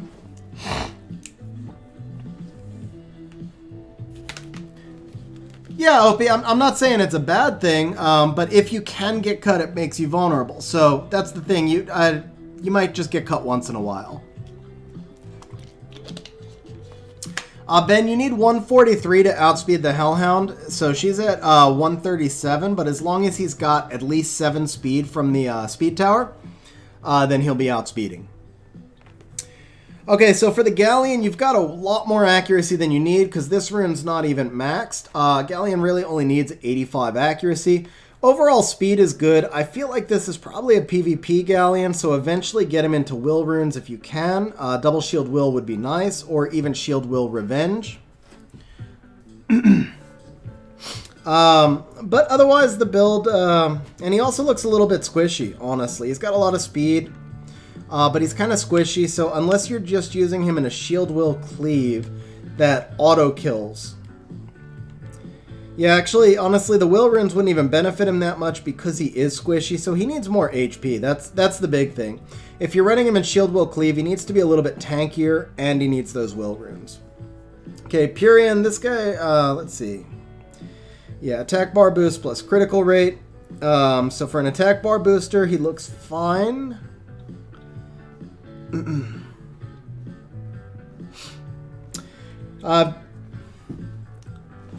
Oh man, Ace, thank you so much for the super chat, bro. Seriously. Man, very much appreciated, Ace. That is awesome of you. Hope you had a nice dinner, by the way, Ace. Seafood, I'll check the picture in Discord, but hope it was a nice dinner and not, you know, they just closed all the restaurants in California again, so I hope you were doing your social distancing.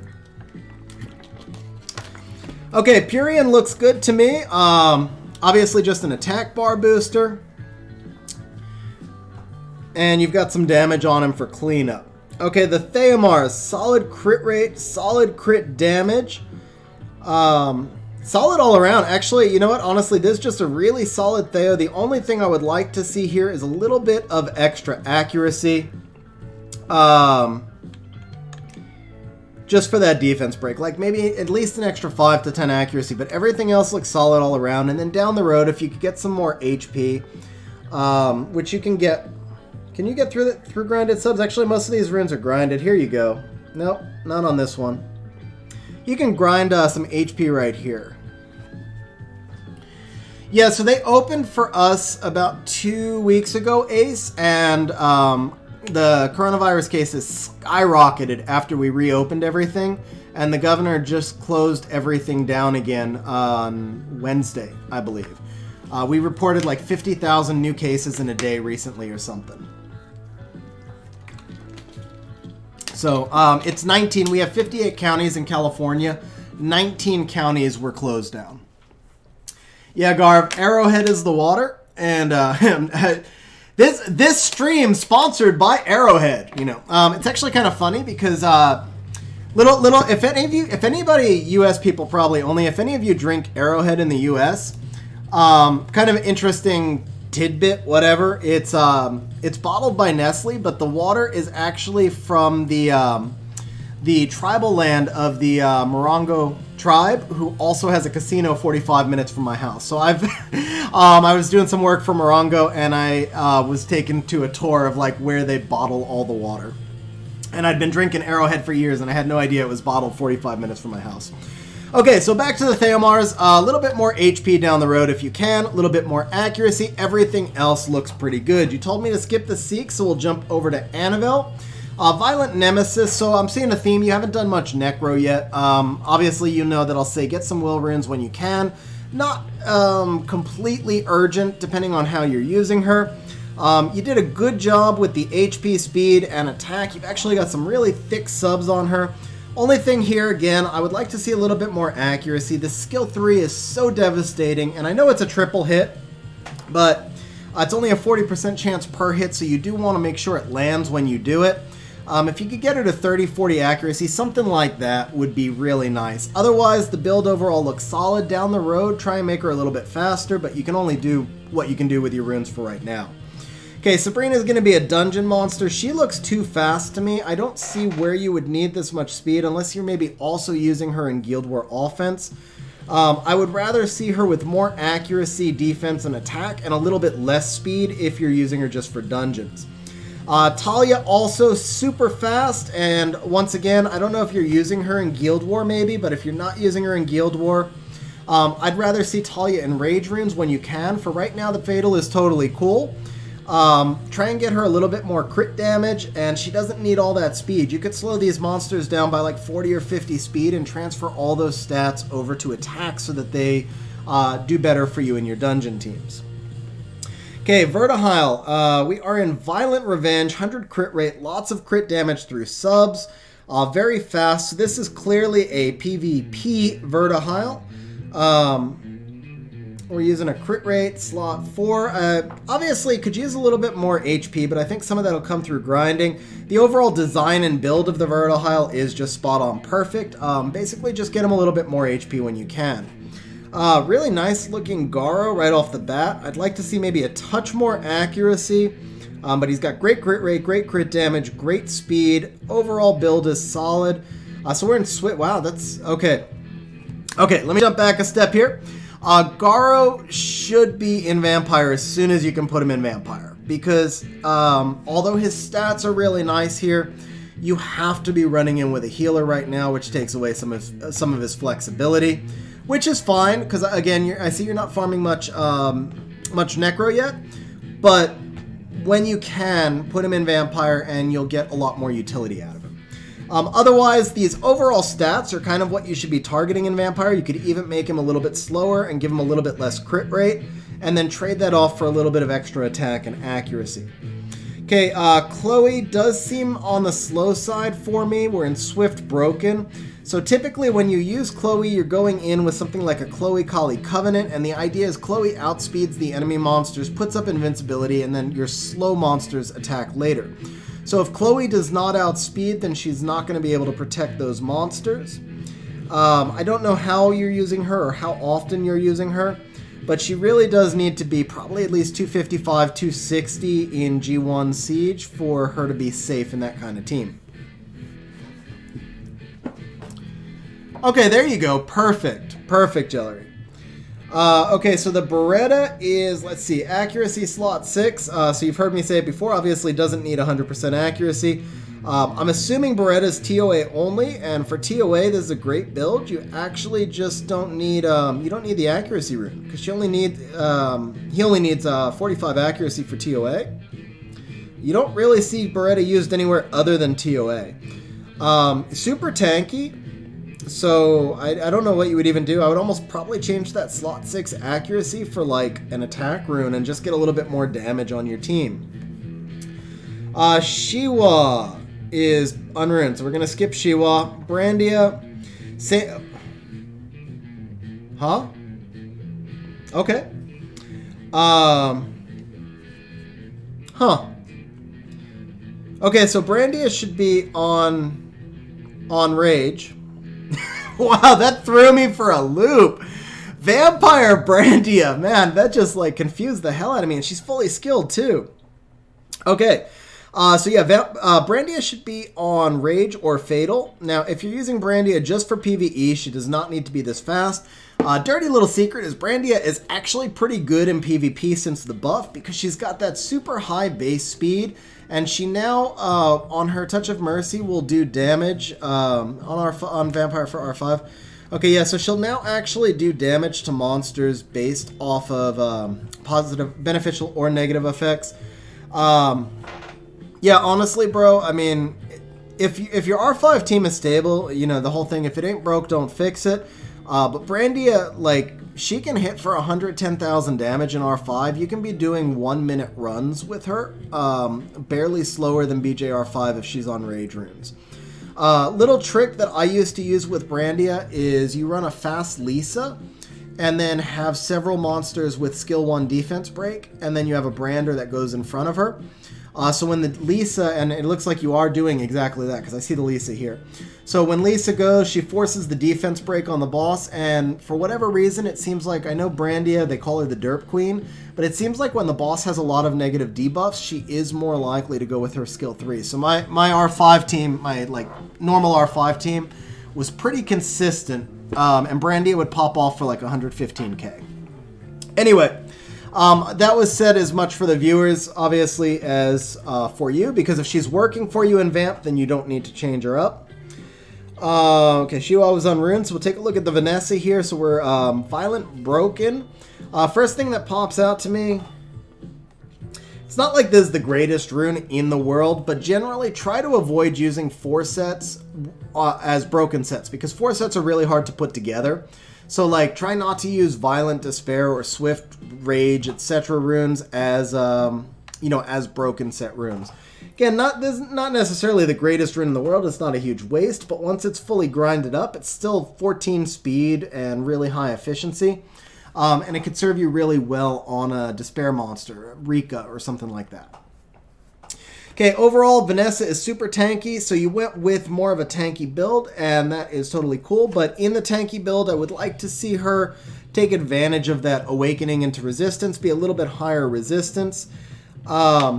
She doesn't necessarily need a lot of speed, to be honest. So if you're doing an attack Vanessa, then she needs more speed, and she needs the speed tune to get that defense break in front of your nukers. But if you're just doing a Vanessa that's there presumably just to sponge up damage on arena defense, then she really doesn't need as much speed. So if you trade some speed for resistance and then build the speed back up through grinds later, that would be fine.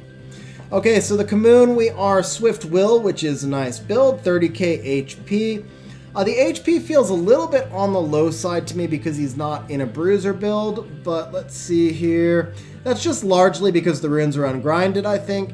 Overall build and design of Commune is really nice. Doesn't really need quite 30 accuracy. All he's got is just the 1 heal block. I think 20 accuracy is enough. What do I recommend for Vanessa for RTA? So let me just finish off the Commune and I'll answer that. And then the HP and the defense are really nice here. Okay, so Vanessa for RTA. I use her in Violent Will. I've tried Vanessa in more different builds than probably any monster but Beelzebub. Vanessa is just, man, she's hard to rune. But so bottom line is, I would put Vanessa in speed, crit damage, HP in a bruiser build with heavy defense subs. Excuse me. I would put Vanessa in defense, crit damage, HP with heavy attack subs, or attack, crit damage, HP with heavy defense subs. She basically just needs to be a balanced monster, and then it depends on the speeds of the monsters that you're running. You're not going to put her in any kind of Swift comp, so if you're putting her in a bruiser comp, just make sure that you're able to make her speed tune her enough faster that she can do her defense break in front of your primary damage dealer. But try to get her in a high resistance, high tanky build. I mean, she's just stat hungry. Honestly, she's just stat hungry. She's gonna take one of your most efficient sets to make her shine. And if you can't get her into that efficient of a set, then give up the bruiser build and make her faster, super tanky, high resistance with some accuracy, and just use her as a defense breaker. But that's for RTA purposes. For arena purposes, I wouldn't necessarily put all that speed in there. I would focus on keeping her alive longer. Okay, Spectra. So max crit rate with some crit damage. Obviously a TOA build, so build looks kind of fine to me. The HP is low. It's just because you haven't invested in the runes, as you shouldn't with Spectra. Yeah, so Kali, Chloe, Shren. So I've got Shren built. I've never actually runed Shren. One of these days I really do need to. Okay, Colleen, there's going to be another R5 monster. crazy high accuracy. So Colleen does not need crazy. So considering you're using an accuracy rune, you've got some crazy high stats on this Colleen, and these runes are ungrinded too. So with the Colleen, I would wow, I didn't even know. This is weird. I guess I would just go with a slot 6 HP rune. Where are all these stats coming from? What am I missing? So you got 20 and 10, 16, 23 and 18. I honestly don't see how your Colleen's got a... Oh. I guess the main thing with Colleen is I would probably swap out that slot 6 accuracy for a slot 6 defense rune and turn her into a frontline tank because she's got really good overall subs. Does not need 91 accuracy. Yeah, I'd just probably put a slot 6 defense rune on her and make her a frontline tank on R5. Okay, Lisa, so we're at 214 speed, solid overall tankiness. Good resistance. She's in Vampire. Hey, Reskner. Yeah, we're just about wrapped up here. So the Lisa build overall looks solid to me. I don't see anything that needs to change. Okay, Zhongfei, this is going to be an R5 build. Double Revenge Endure. So looks very solid to me for R5. Keep in mind, Zhongfei might be usable now in other metas, and you do have him fully skilled up. He's going to need a lot more speed, and I haven't tested him, so I'm not quite sure what the best build is yet, but I do feel like Violent is probably going to be the way to go. Violent might actually even be the way to go for him in... Violent might actually be the way for him to go in R5 now. Because he's got that AoE cleanse plus his heal block. Plus recovery effect. Yeah, I actually think I might go Violent Revenge on him for R5. And then the big thing is you're going to just probably want him faster. So Necro is... So Dragon's B10 is 69 resistance. Necro is 65. So I think she needs... I think she needs 50 accuracy for Necro. I have to double check that on the wiki though.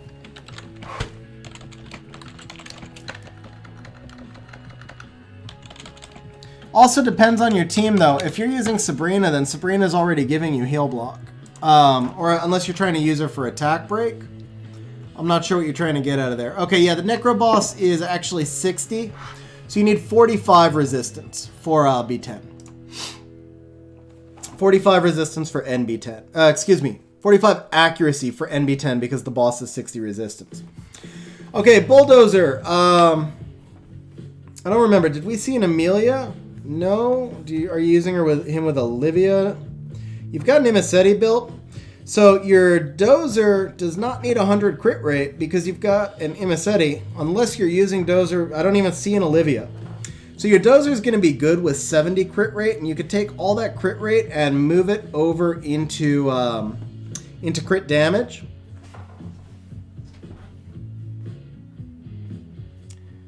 Oh wow, Ace. Okay.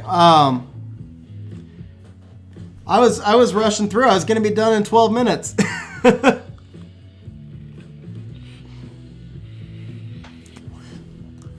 That's okay though, Ace. I think I'm still going to wrap it up after this review because tomorrow will be a long stream. Harold, I did not purchase a fat body. I just ate too much. I'm not sure. Actually, I'm not sure what fat big body character you meant by that. Yeah, SI, you're very welcome. Okay, so back to the Dozer Jellery. Yeah, you definitely could get a lot more crit damage. Ideally, you would get into... Yeah, thanks, Ace. I appreciate it. So ideally, you would get Dozer into Rage, but much more importantly, get Dozer into Will. Will is really important for a Copper Dozer team. It just gives you a lot more flexibility. Okay, so the Velajul is Violent Will, plus 121. Not sure exactly who he's speed tuned with, but overall this looks like a really, really nice set. The one thing I will say is if and when you can get the rune quality to take advantage of this skill too, he hits really, really hard now since they buffed him. So when you can put him in a bruiser build, it'd be nice. I don't know if you can quite yet, so just kind of down the road. Okay, Shayna, excuse me. Shayna is kind of an in-between, kind of like the other twins. She's faster than she needs to be for dungeons by like 50. You might be using Shayna in PvP, but we haven't seen any strippers. I think you said you have no strippers. So with no strippers, you really can't be using Shayna in PvP. So basically, you could just get rid of about 50 of that speed and transfer it over into letting her hit harder. Maruna is kind of confused about what you're doing with Maruna. I see, so she's in Swift. She's faster than you would need for Labyrinth, I think. Well, not I think, I know. She's faster than you need for Labyrinth. Really strong attack build. I'm almost wondering if maybe you're using her in Arena.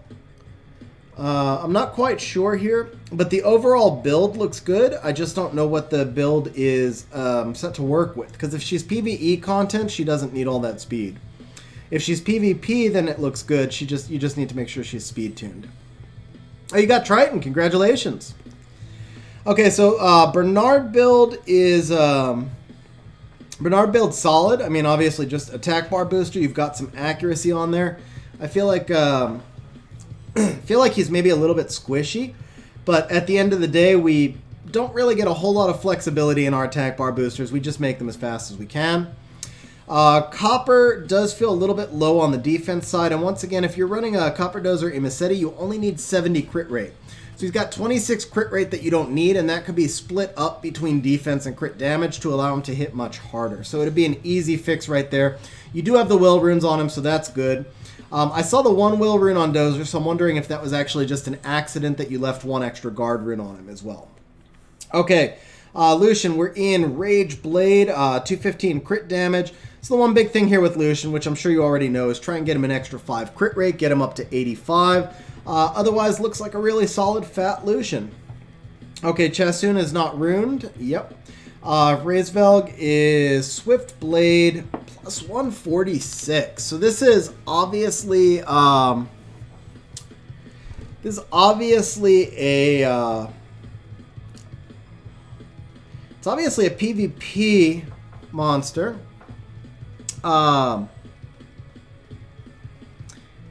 Yeah, Jellery, but so here's the thing, is your Imisetti, he gives them a critical rate boost. So when I say they only need 70, it's because that gives them 100%. If Imisetti gives them a critical rate boost, that's plus 30%. So check out the Lucian slot 1. Damn! 30 speed slot 1 rage with perfect subs. That's the most ridiculous freaking rune. Congratulations on that thing. Wow, that rune is just sick. Yeah, seriously, congratulations on that rune. Okay, so Chasun was unruined. Razevelg, I'm not really sure what you're doing with him. I feel like he's PvP. I guess you're using him Swift with the speed boost, maybe to boost your other monsters. Without knowing the comp, I just can't really be sure.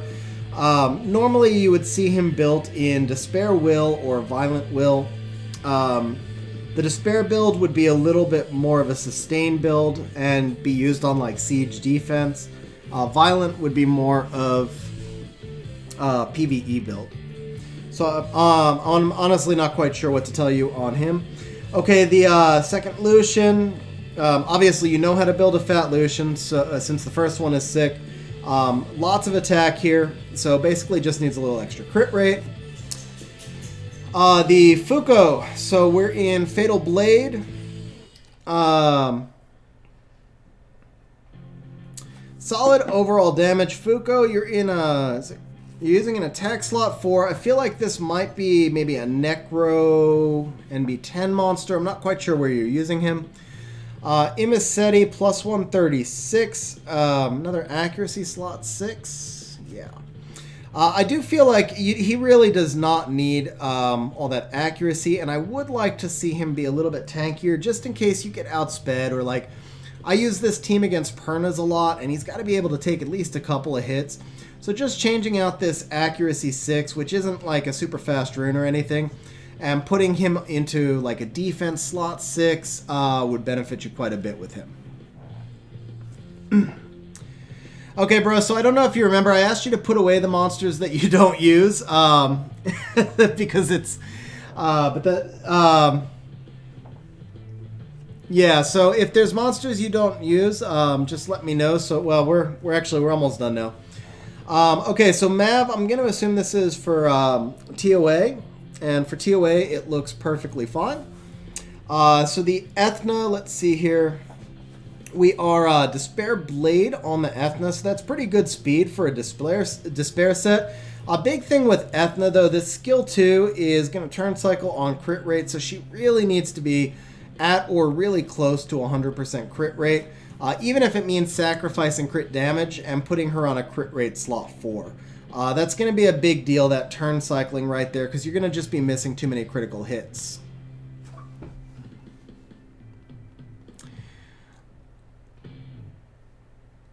Yeah, I get it, bro. 2 hours sleep is pretty rough. Don't worry, I know you're probably really tired, so this will still be uploaded and you can always rewatch it again later too, because I'm sure you're really tired.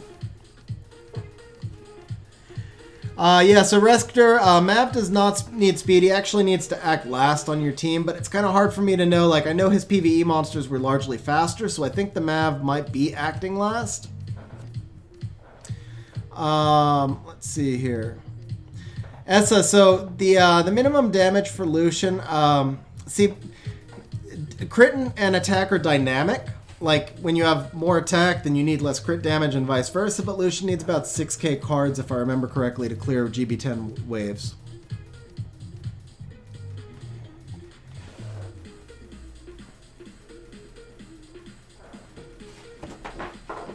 Okay, let's see, Pickle Toe, congratulations on the new BJR5, Pickle Toe. Curtis, so you reset your account over a month ago. You can do all dungeons and TOA hard. Wow, that's really fast. In just a month. I guess I'd probably be focusing on speed teams, and then I would probably focus on the Rift Beast next, and start farming for your homunculus. And then once you have the water homunculus, it'll speed up your farming in Feynman for more 6 stars as well. Ben, so all the BKs are really good. But just keep in mind that you can get the BKs from Guild Shop, from pieces, and the Hraesvelg is, he's not great for PvE.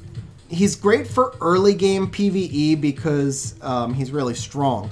But once you have stable PvE teams, like you have twins and everything already, he messes you up because you can't speed tune him, because he self-attack bar boosts off his skill 2, and then his skill 3 passive speeds him up.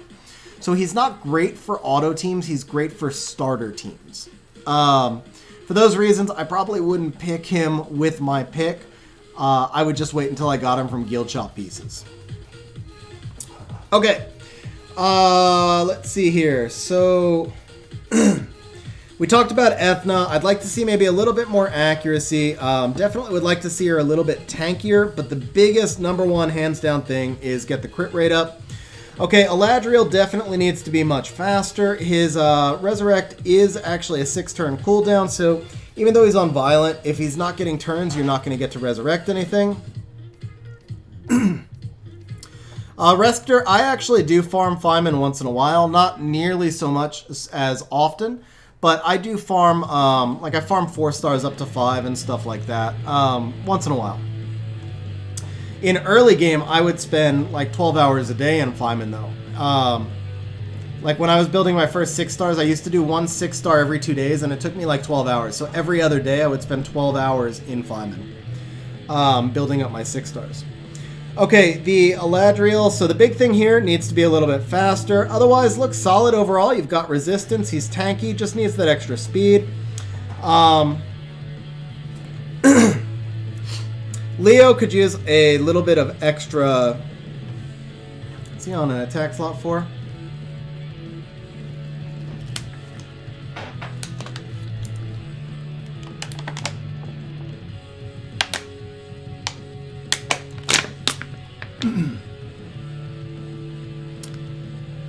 Ace, I'm not sure you use your... Oh, you use your own monsters. Got it. Yeah, and Feynman, you use your own friends. Yeah, mine is also much, much faster than using other people's. So Curtis, if you Ace and I run a Discord server together, feel free to jump into the Discord server. There's a channel in there where you can request account reviews. If you happen to be a paid channel member, then you get first option for account reviews, but it's not mandatory. We definitely go through as many as we can, but there are so many, it's hard for me to get to all of them. And then if you're a paid channel member on Ace's channel, you can also request an account review or an account roast.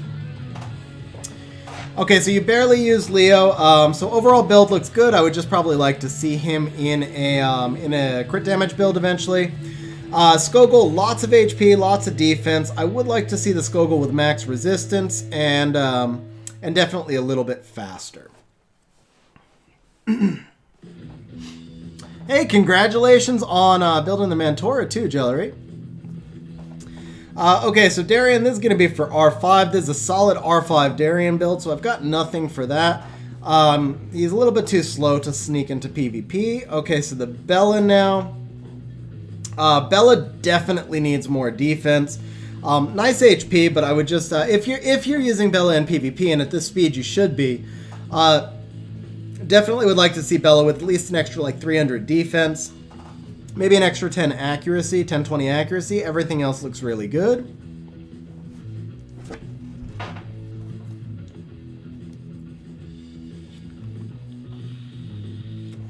Happy 4th to you East Coasters. Still the 3rd out here on the West Coast, but happy 4th to the East Coasters. Okay, so the Fran is going to be in Violent Energy. Good speed, good defense, good overall stats. Actually, just a solid looking Fran. Obviously, move it to Will Runes when you can, but very, very solid all around Fran. The Lin 205 crit damage. Of course, you know it would be nice to have a 100% crit rate. But overall, very solid looking Lin. Now, I will say she is super squishy, so if she's failing or dying for you, keep in mind that you could switch out one of these attack percentage runes that you're using. Probably the slot 6 because you got so much crit rate on the slot 2. Make it an HP rune because Lin's damage scales primarily from crit damage. Now, she does get some damage from attack percent, so you'll see a slight reduction in damage. You're going to do, if she's dying, you put her on an HP rune, you'll do almost as much damage and she'll live. If Bella's for Rifts, she does not need speed at all. HP, defense, or defense double HP would be fine. If you are tanky enough, or if you're outputting enough damage, you can even... If Bella is Rift only, if you're for any monster that's Rift only, the faster you're killing the Rift Beast, the less overall HP and defense you need. So if you start killing the Rift Beast faster, you can start moving more monsters into attack builds. Bella doesn't really do crap for damage, but you can put her on an attack build if you're killing the boss fast enough. Okay, Diaz, most likely R5, Endure, Revenge, Fight. Max Resistance, yeah, is definitely R5. Looks like he does a great job for R5. Crow's not to age yet. Looks like his attack's going to be a little bit low once he is 2-8, and then the Mantora you said is being built, so we can't quite see the stats yet. And you did ruin your Triton already. So Swift broken.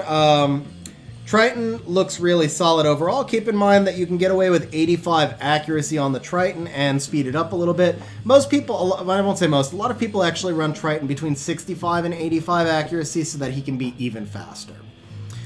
Okay, so that is it for the account review, Jellery. Good night, bad nickname. Happy 4th of July. And guys, so that is going to be it for today's stream. Tomorrow's stream is going to be a long one, and so we're going to wrap up the stream right there. Tomorrow I will be going for my new top scores on the Rift Beasts, by the way. So let's we'll do like a little teaser for tomorrow. So I am currently, I'm really low ranked on Fire Beast, 152. So we're definitely going to need to make top 100 on Fire. I'm in the top 100 on Ice. I'd like to see if I can push that score up a little bit. The Wind one is the only one I might not go for the top one because I don't know if I want to pay to change my Homunculus. Light Beast, I definitely want to try and get up there. And Dark Beast, top 50 now. But yeah, definitely we're going to try and push all of these ranks up a little bit. See if I can get Light... I used to be rank 5 on Dark Beast and 8 on Light. I don't think I can get quite that high anymore because of no Hertite, but we are going to see if we can at least get top 30 Dark Beast and top 50 Light. Rescuer Dark Beast video will be up sometime next week, so I'm having a little bit of trouble. I have the teams I want to demo on Dark Beast, but I'm afraid that on my runes they're succeeding, and on free-to-play runes they might not. So I need to do a little bit more testing just so I'm more confident in the teams before I post the video. That's why it's been delayed. Anyway, tomorrow's stream will probably be either at 12 or 1 p.m. global server time, mostly depending on what time I get my ass out of bed, so that I can be alert enough for the stream. The goal is 12, but I'm not promising 12. I'm trying to do it as early as I can to make it EU friendly though. So between 12 and 1 server tomorrow.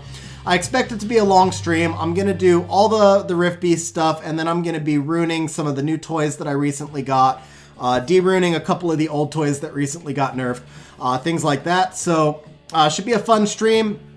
And on that note, guys, for those of you who stopped into the stream, thank you so much. I appreciate it. Hope you have a great night. Hope you have a happy 4th. And for those of you in Europe, hope you have a really good night's sleep. Jellery, thank you for waking up on 2 hours of sleep being a good sport. I hope you found the account review helpful. And that's it. We'll see you guys next time. We'll see you guys tomorrow, actually. Have a good night.